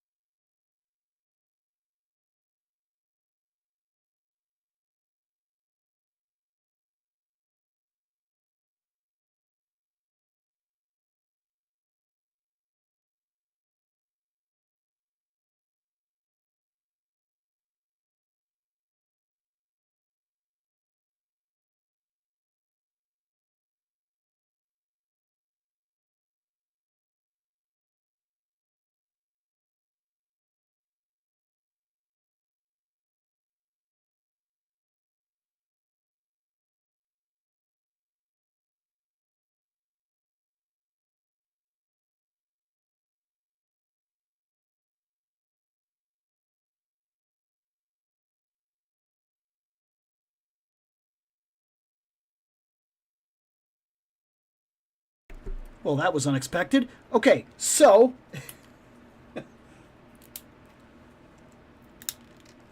oh, he feels very cracky. Okay, he's got his cape. It's simple. It doesn't really need to do much else than this. But one could argue that by this point, we really should have wireframes on these figures. I mean, we've been getting them forever, and they've reused so many things by now, and you're one of the biggest companies ever, and I don't see why you can't do it for what you charge. But regardless, this single joint right here, it's not, that's good. That is remarkable for a single joint elbow. In fact, I can't even figure out, it's like, is it a hidden double elbow? Is it a hidden double elbow? Lexi has got stuff to say about this guy. I don't know how they did that. That's impressive. I like that a lot. Good job to you guys on this one, because, like, I don't get impressed by you much anymore in terms of your Star Wars stuff. But that was really good. That elbow is crazy. Let's check the legs. It's a single joint leg. You know what, though? That amount of movement, that's about what we're getting from some of the double legs when the pants get in the way anyway. I don't hate this at all.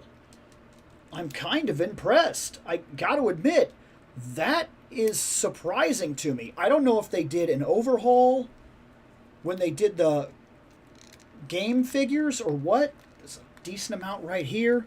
Or maybe I'm just so used to the Jedis being reused from something like that's a decade old and like just it's time to change, and this guy is literally made more modern. I don't know what it is. This, I think, comes off. I think his face comes off.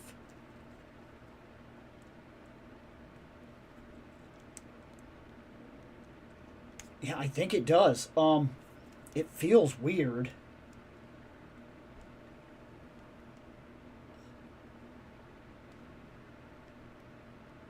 I don't love it. There. So it like little thing here, and I think this is supposed to be like, I think it's just supposed to open or whatever. And I don't, yeah, this one does too. Oh my gosh. That's pretty gruesome. That is cool. And then, of course, that closes. It almost feels like once you do that, though, it doesn't want to, like... Come on, put your face back on, man. You're ugly as sin. There, I got it. It almost seems like once I did that, it was hard to get that, like, back in place. But, I mean, I got it, so cool. I gotta say, good. That's a decent lightsaber. I like that they did get the hilt. And, because of his arms being the way they are, he is one of the few that can actually hold his lightsaber in front of him. He could actually stand like this and actually hold the lightsaber in different poses. He could actually do something like bringing this up and bringing this in to kind of move the lightsaber forward a little bit or whatever. He could even get this going on. You could push these arms in. Look, okay, maybe I'm giving it too much credit, but like, because the Star Wars figures continually do stuff that feels like old, dated, and bad in terms of articulation, especially with a lot of the Jedis. This guy's very impressive. Malik is good, man. Like, Malik is good. He's really good. I am legit impressed. I don't have too much else to say. Just, that's a solid figure. That's a good figure. I am surprised. Let's see here.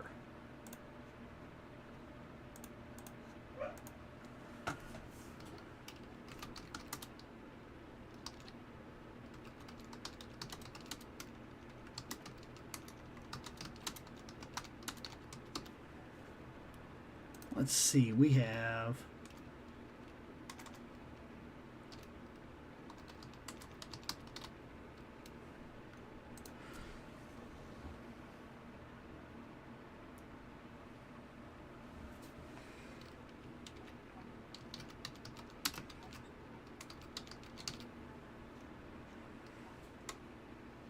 So, we have...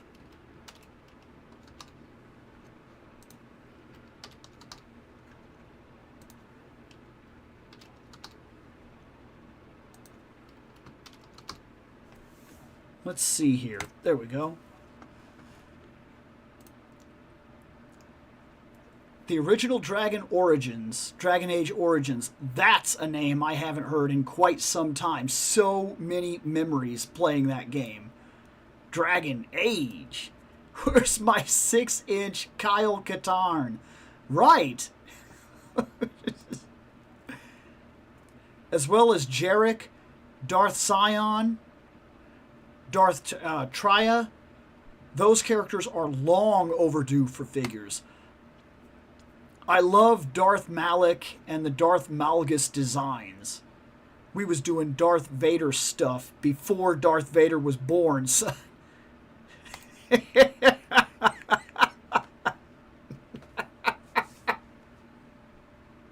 there's a couple of Motu to choose from, actually. Just so you're aware, it's a lot of Motu currently out there on the market. I buy a good portion of that Motu, so there's usually some Motu makes it onto the list every now and then, and you can vote on it. It's pretty good. This is still a democracy. I'm fully allowed to vote and everything. It's not my choice. It's just it's up there completely. It's nothing rigged about this. It's just, people really want to see Motu. It looks like it's 100%. Nothing else even got a vote.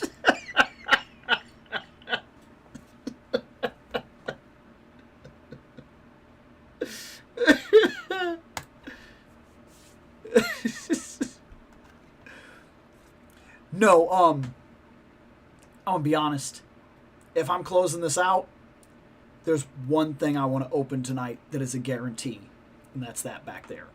I'm not even testing the waters here to see if it would fail. I'm opening that tonight because after the last She-Ra we opened, I need a win, and I hope that's it. That's what I got, because that last She-Ra.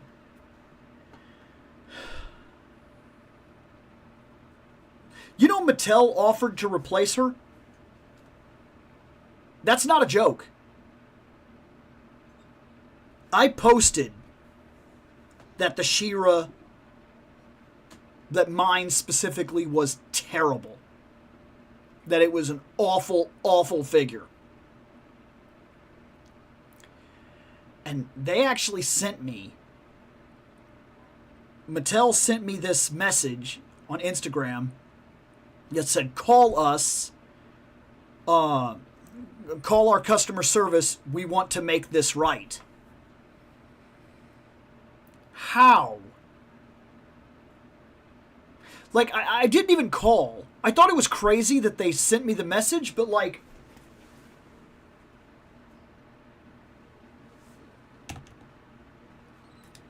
let's make this part of the chapter. Oh!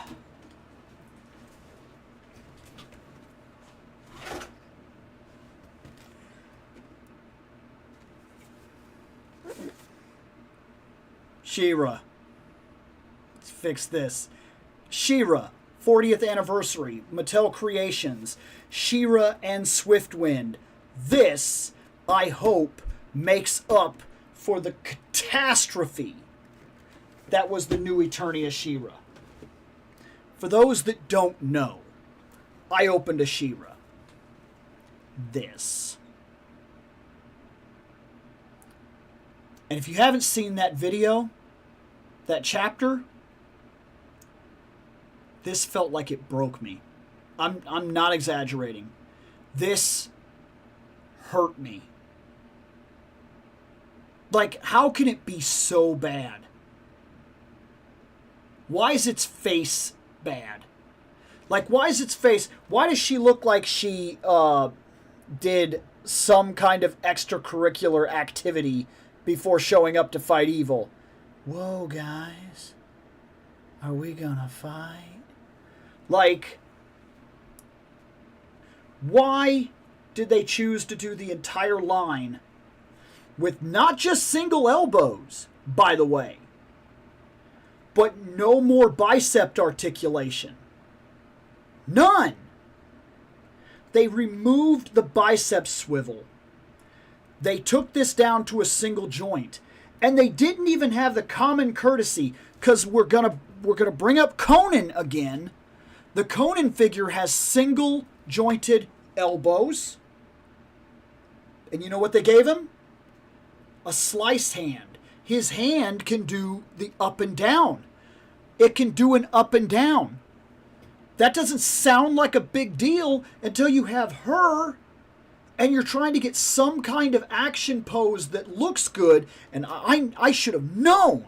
I should have known by looking at the promotional materials that every single picture of you was you just standing there. Have you looked at the pictures, the promotionals? She's just standing there. They couldn't do anything with you because you hitting a fantastic action pose, like your head won't turn. Look, I just like this. Come on, turn your head. Oh my gosh. How can you be so bad? Like, I want to understand. I can't. I just...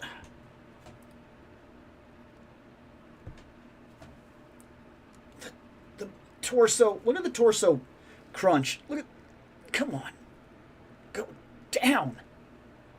Go down even the littlest bit. Like... Go up. Come on. Go up. Go up. There we go. We got some back bend. This figure is terrible. And I was honestly hoping it was just mine. Look, my foot's messed up. That's not a joke, by the way. It's like not lined up properly, and when you try to line it up properly, it kind of it's like loose. You see that? And then my knee is weird. If I actually, like, this knee is straight, but then this foot does this weird. She's so bad. This is the worst Motu figure I have ever opened. Ever. In the whole history of the line, every retro figure I've bought, every specialized figure I've bought, every Origins figure I've bought, every Revolution figure I've bought,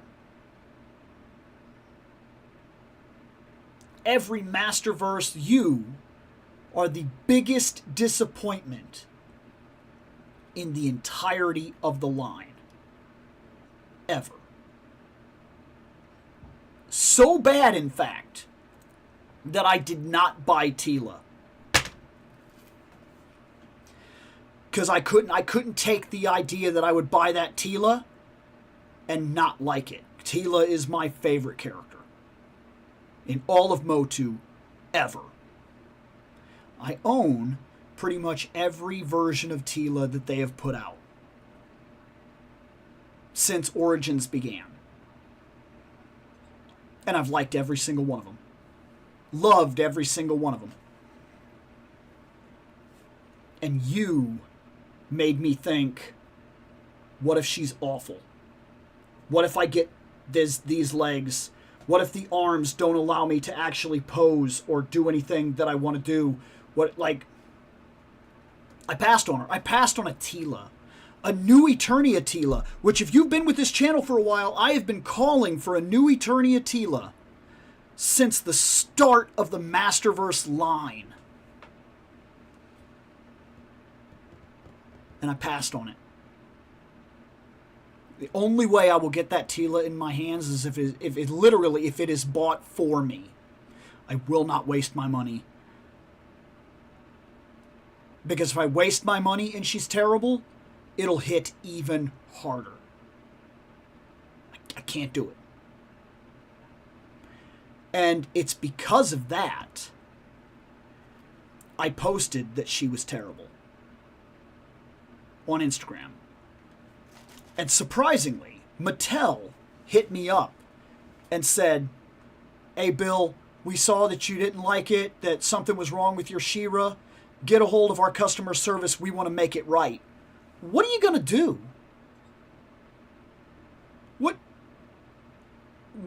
What can you do? I'm asking a real question, by the way. And I'm not saying that, like, Mattel is watching my show and that's how they knew to send me a thing or whatever. I'm just saying, what in the somehow offhand chance of 1 in a billion that some random person from Mattel for some reason watches my show for some reason that I can't possibly comprehend, what are you going to do? how are you going to fix this? Do you have a special head that only people that complain about get, where the eyes are actually right and she looks like, you know, stunningly beautiful or whatever? Like, is that a thing? Is that coming my way? Maybe you could fix that knee. Unless, is this a defect that is constant across the entirety of the line of this figure? I don't know, because I've only got one. And I don't know that if you sent me another one, because I'm pretty sure that's what you're offering here, you're saying, oh, well, we'll send you another one. Do I want another one? I can't even line her up. Look, I'm trying to line her body up because, like, she has that gem and it's supposed to be in the middle of her body, and I kind of got it. Why do I keep playing with you? Trash! That is the worst figure that I have ever opened of any Motu thing I have ever opened, ever owned, ever bought, ever saw in person. Like, it is the biggest disappointment I've come across. If that figure somehow is something that you liked, I don't see how. I can't see how. It blows me away.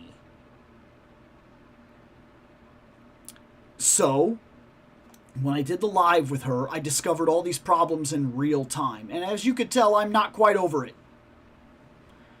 And, like, my mind tells me that, like, maybe I could customize her. And, like, use her to, like, build something off the base and make something. But, like, it's not what I wanted. I wanted this, but for it to, like, work. Well, luckily, that was not the actual celebration piece of the 40th year anniversary. There was another piece on the way. I just didn't know. I don't think anybody really knew. In fact, I saw online when I posted that mine was bad, I saw people posting right underneath my comments that theirs was also terrible, and they can't believe that that was the 40th anniversary celebration, one of the worst figures we've ever seen. And then, all of a sudden, this shows up on the website. This beautiful thing right here. Like, I love that this is the tower. I love this right here. The packaging is absolutely phenomenal. Like, it really is, by the way. I'm not just, it really is. It's very, very, very well done. This is the kind of box that you keep. I more than likely will keep this box. I don't keep a lot of my boxes anymore. This impresses me. It says, for the honor of Grayskull, celebrate the 40th anniversary of She-Ra, Princess of Power, with Masters of the Universe Origins Cartoon Collection She-Ra and Swiftwind, featuring the iconic hero of Etheria and her noble steed as retro-style figures.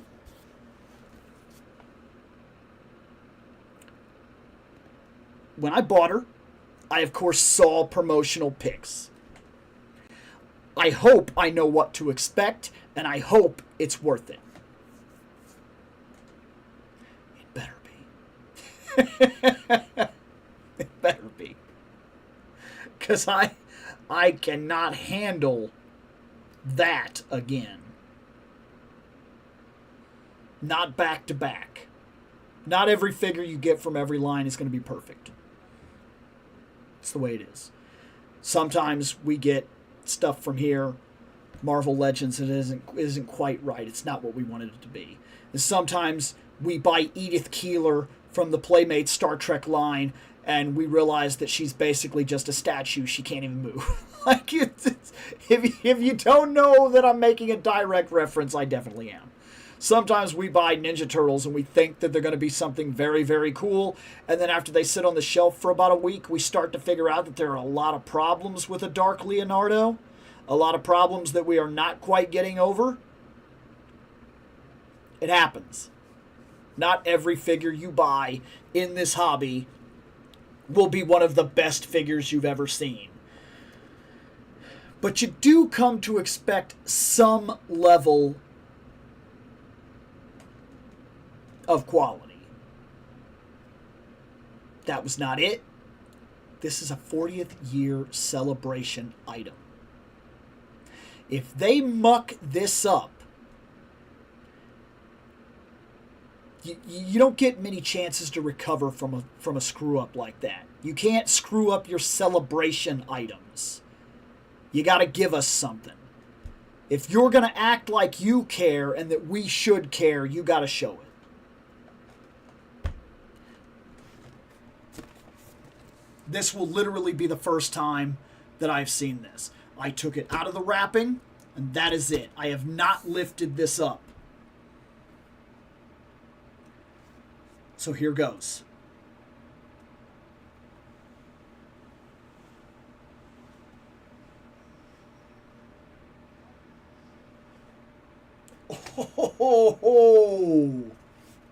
Oh, the back is... Holy crap. Okay. So far, that's promising. That's really promising, actually. Horse!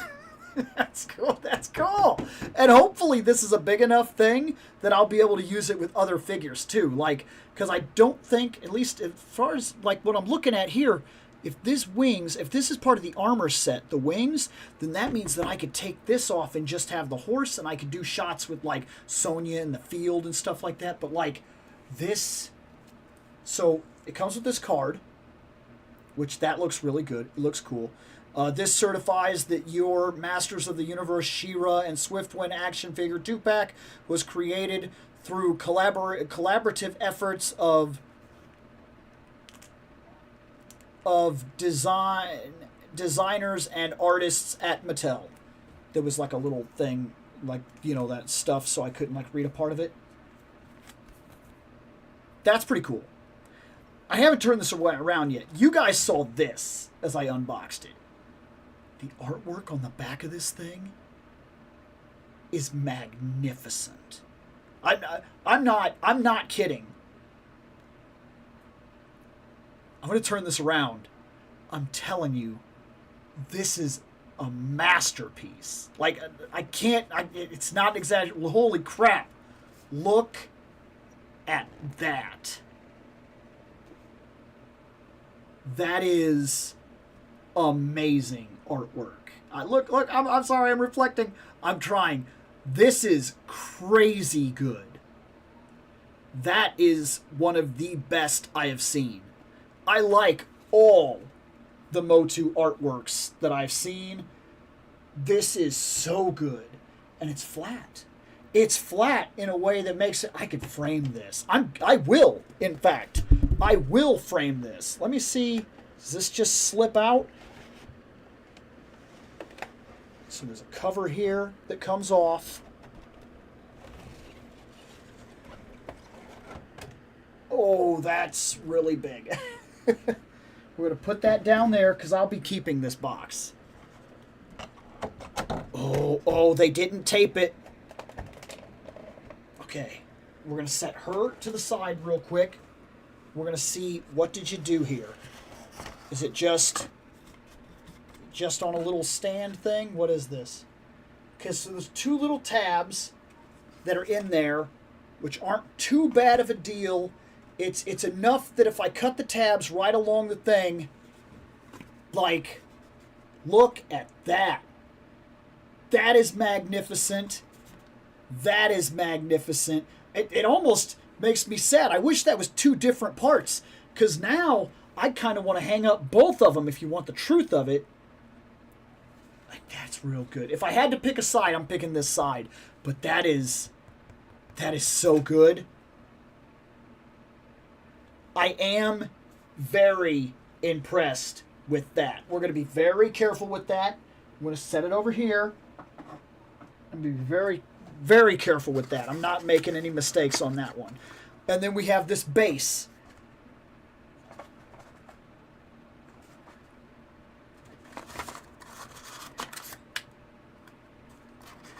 Just keeps it stable when I put it all back together. There we go. That is so good. By the way, the last time I checked last night, these are still available. They're a little pricey, but they are not sold out. By the time this becomes a chapter, if you didn't watch this as a live, I have no idea. But, yeah. And then we have her. Now, her, I'm going to have to cut out of here. She's got a lot of those plastic tab things and whatnot, so we are going to mute the mic. Oh, man.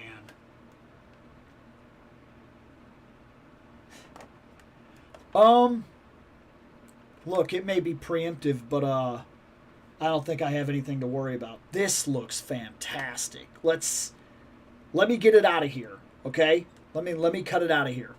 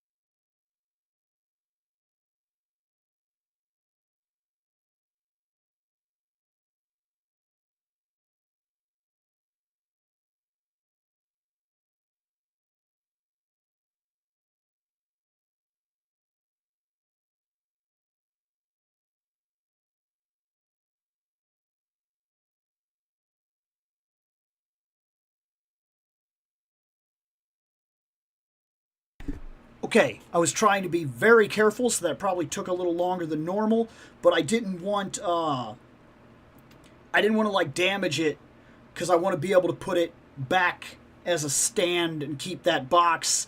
So I was a little more careful than I normally am, but let's see how this all went. So, first off, She-Ra is exactly what you're expecting her to be. She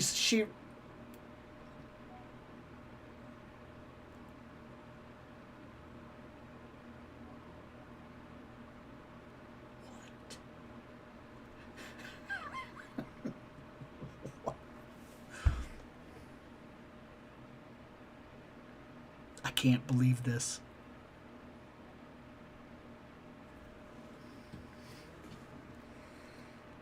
This is an old style She-Ra figure. Okay? We don't have any arguments about that. We know exactly what we bought. This is an older style She-Ra figure. She's designed to be as if you bought her in the 80s. An old style figure, right? Very simple kind of toy. The kind of toy we were just talking about $20 toy at best. She doesn't have a wireframe cape. Okay. We could maybe complain if we really wanted to, okay? Right now I'm in a pretty good mood, so I'm not going to... But what I am going to point out is something I cannot believe.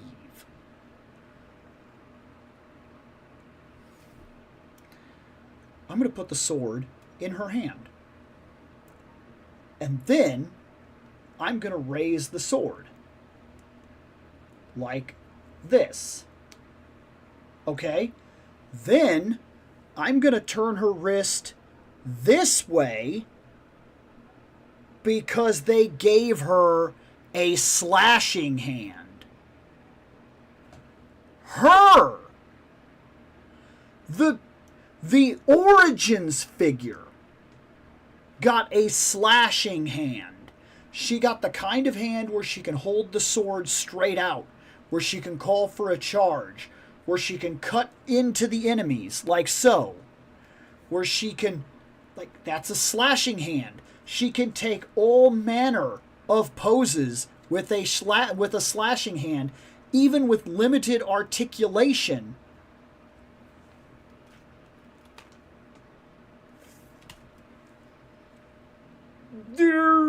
Come on.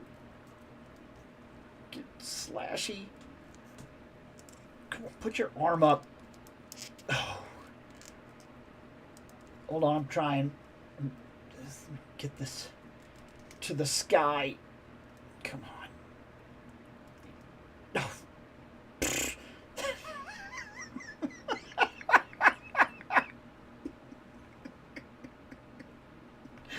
This is for the honor. Oh.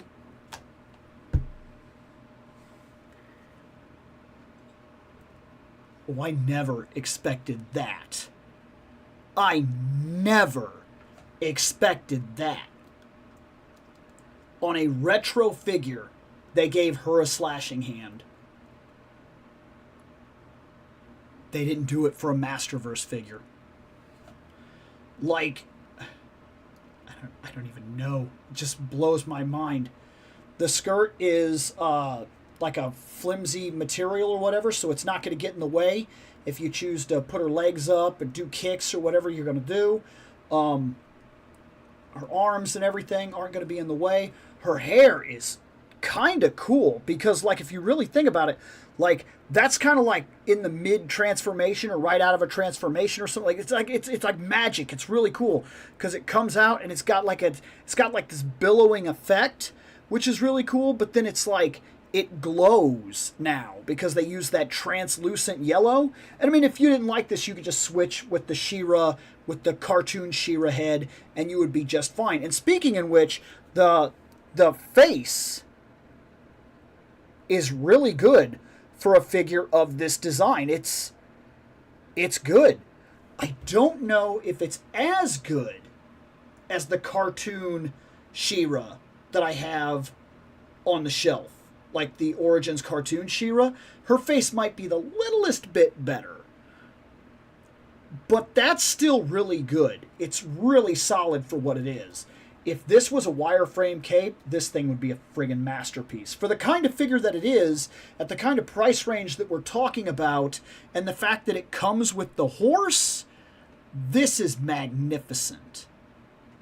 She did get a shield, too. Maybe we should look at that real quick, just for the sake of it's a shield and she has it. And even though canonically she can't actually have this shield if she has that sword, because it's the same thing, but when it's, you know, if it's my toy and I can just do whatever I want with it because it's my toy, she can have both and I don't care. But that's the shield. It does have a translucent plastic, so you can kind of see through it. I don't know if that's a good thing or a bad thing. It's true with the sword as well. It's not as noticeable with the sword, but like I can look at it, I can see through it, kind of. I'm noticing that. They painted over it. And I think it was what they did to get the gem to have the effect that they wanted to have the gem. They wanted the gem to kind of glow.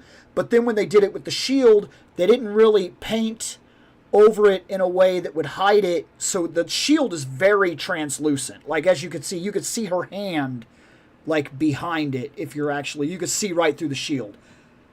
I don't know. Maybe that's cool, because maybe it feels like a crystal or diamond shield, like you can see through it. That's kind of cool if it has a mythology kind of idea like that, like the Great Crystal Castle or whatever. But I don't think that's the actual intention. I think the shield might be one of the only things that's close to being a bad thing, but even arguably still a cool thing in general. But if I have to find something to complain about, the shield isn't quite right. Okay? So that's not that I care that much, but you get the idea. But she has a horse. The horse's articulation. So we've got, of course, its legs, which go out a little bit, not too much, not too crazy or whatever. And then, of course, we have this part of the leg, and this part of the leg, and the hoof. So we got, like, we got enough. The horse can kick its own butt.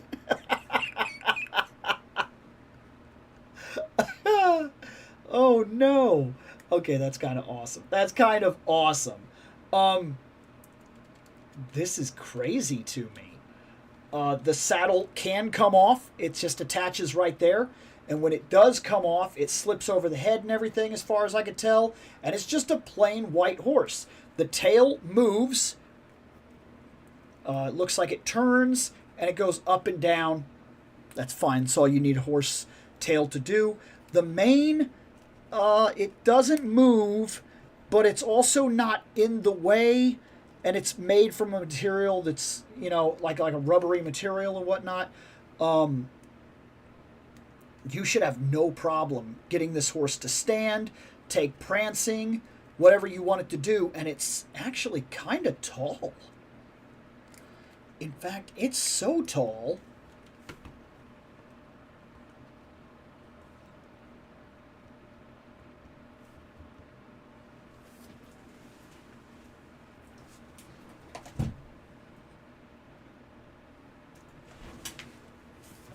I want to know, does it look ridiculous to put the Masterverse She-Ra on Swiftwind?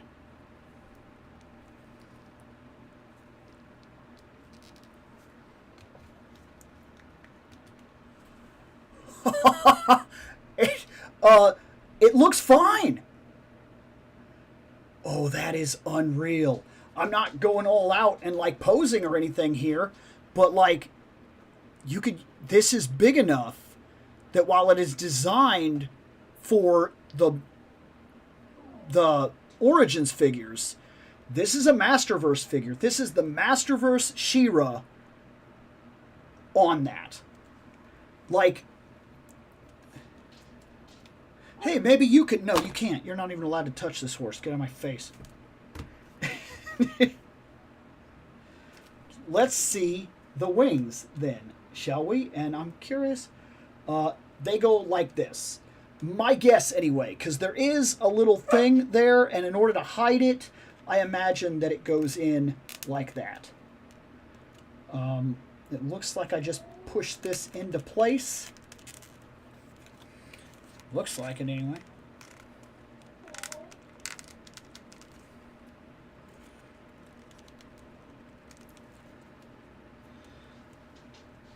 And then we have a wing. Push that into place. I think I'm supposed to really push this in there. Right now I'm kind of playing around with it and kind of not putting too much pressure on it. The wings go down. The wings go up. The wings go back so they can tuck. They can fully extend. They can go for the full extension. Horse flying through the sky. They work. They'll do exactly what I need them to do. They go forward. They go back. They're fine. Like I said, it's just a little thing in there. I could push this all the way in. I just haven't done it yet.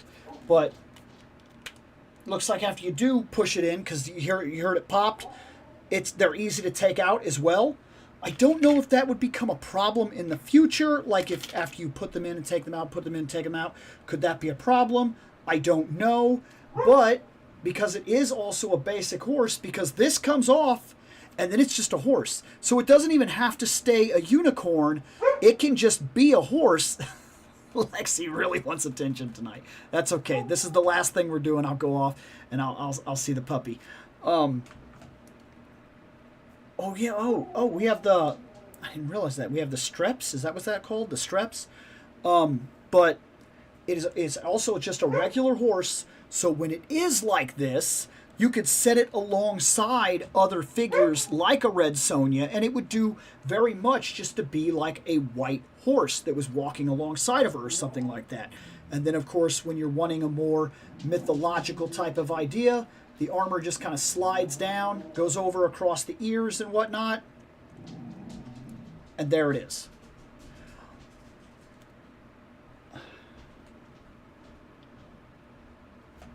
Well, Mattel,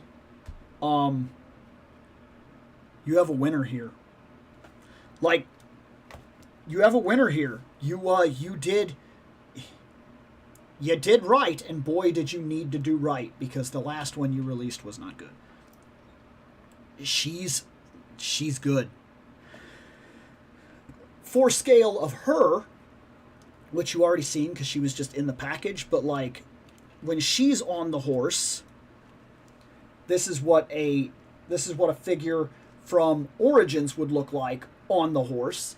And actually, if you did it right, if you took this part off and whatnot, and you just had the saddle and whatnot, this could also just be like a horse for like Tila or whatnot if you needed a shot for something like that.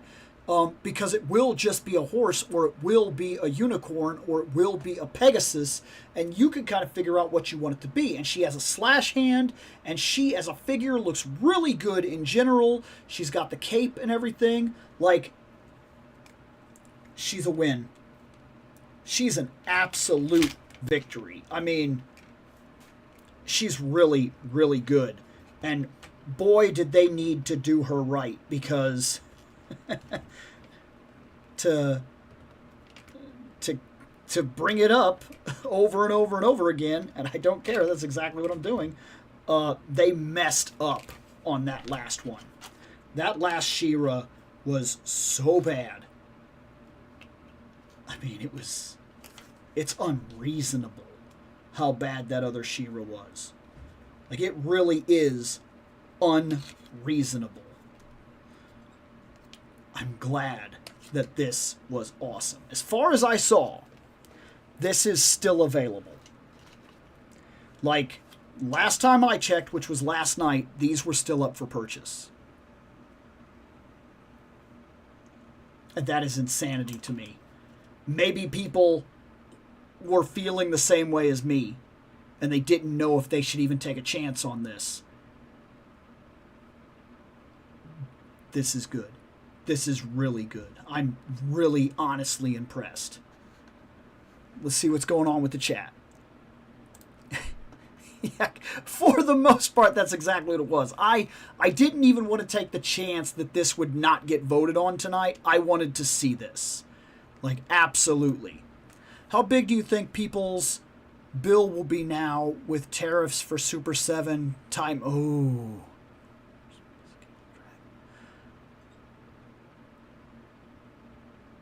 I don't even want to think about that. Like, I don't even want to think about that's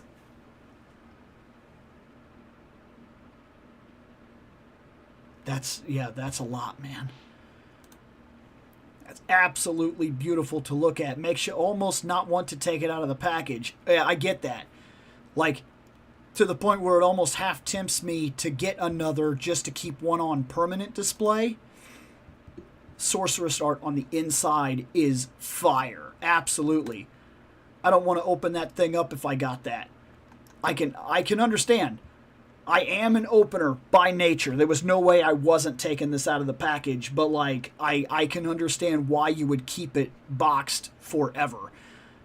Kind of how I felt when I got my hands on the Kickstarter Spawn.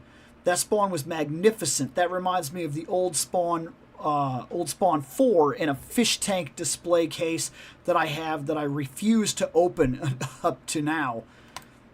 I've seen that. It's pretty dang cool, though. I think it runs for high on the aftermarket, so I never went after it. That reminds me, Bill, are you interested in that Mattel Creations Mossman, or do you feel you have the perfect Mossman on your shelf? I do not have a perfect Mossman on my shelf. The only one I have is the first one that they released in the Masterverse wave. He's fine. He's fine. He's nothing to complain about, but he's nothing that like makes me go, oh my god, that's the best Mossman ever.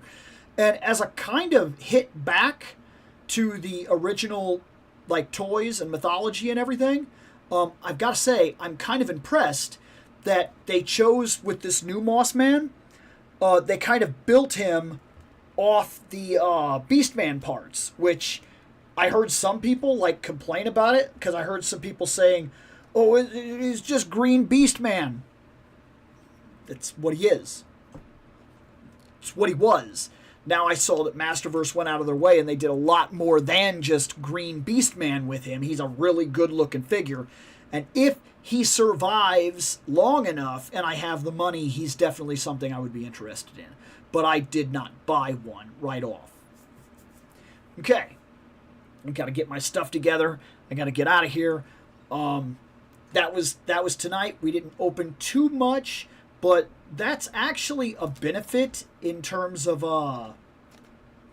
getting some of these edits done, because I really got to get in here and start getting these chapters up. I keep telling myself that, and then I keep not doing it because, like,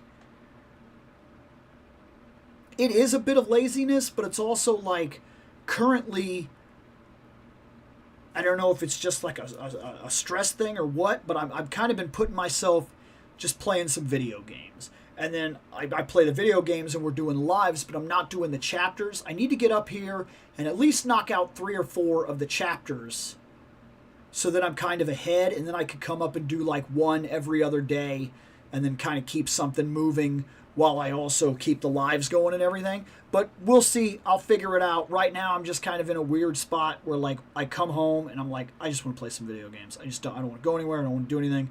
But I'm sure that will phase out, because I go through this every now and then where like it's just kind of like work, and that's what it is, and that's pretty much the only thing I'm doing. But it always passes. So I'll get there. I'll get my drive back, and then I'll be up here editing like friggin' 4 or 5 episodes a day, way more than I probably even should do. Maybe that's why I end up there, because like I'm kind of like a workhorse. When I do get up here and I start working, I work. And I think it's actually the weather. This room doesn't get as cool as the other rooms in the house. So, like, if it's like 80 or 90 degrees outside, this room can get uncomfortable. That's probably the real reason I haven't come up here, is because, like, mentally I think about, oh, I should go up there and do some of my edits. And then I'm like, yeah, but then, no, I shouldn't. We'll get to them, though. We absolutely will. Thanks for hanging out. I really do appreciate it. I always appreciate it. And we will keep doing these lives for as long as I can. We may have a mild interruption for the lives because we have Christmas stuff coming up, and my wife tends to sing in things like the Madrigal and whatnot. And if she does those performances, she will also have things that she'll have to do for like practices and whatnot. So there may be weeks where if we don't do it on a Wednesday, we'll move it to a Thursday or something like that. Or we'll end up having to have shorter ones on the ones where she has a practice, and then we'll do longer ones to kind of make up for it. We'll figure it out. We're not doing away with these. These have been doing well. I like them. I like the way they work. I like that they give me a chance to talk a bunch of different topics and then things like that. So these aren't going anywhere. They're going to keep going on. And I will try to get to some of the shorts as well, because I have a couple ideas for those. And I'm going to tear that background down because I'm tired of that back cave. I want to put the office back up. Not that that really means anything for the show, but I'm going to do it. Anyways, guys, thanks for hanging out. I'll catch you guys later.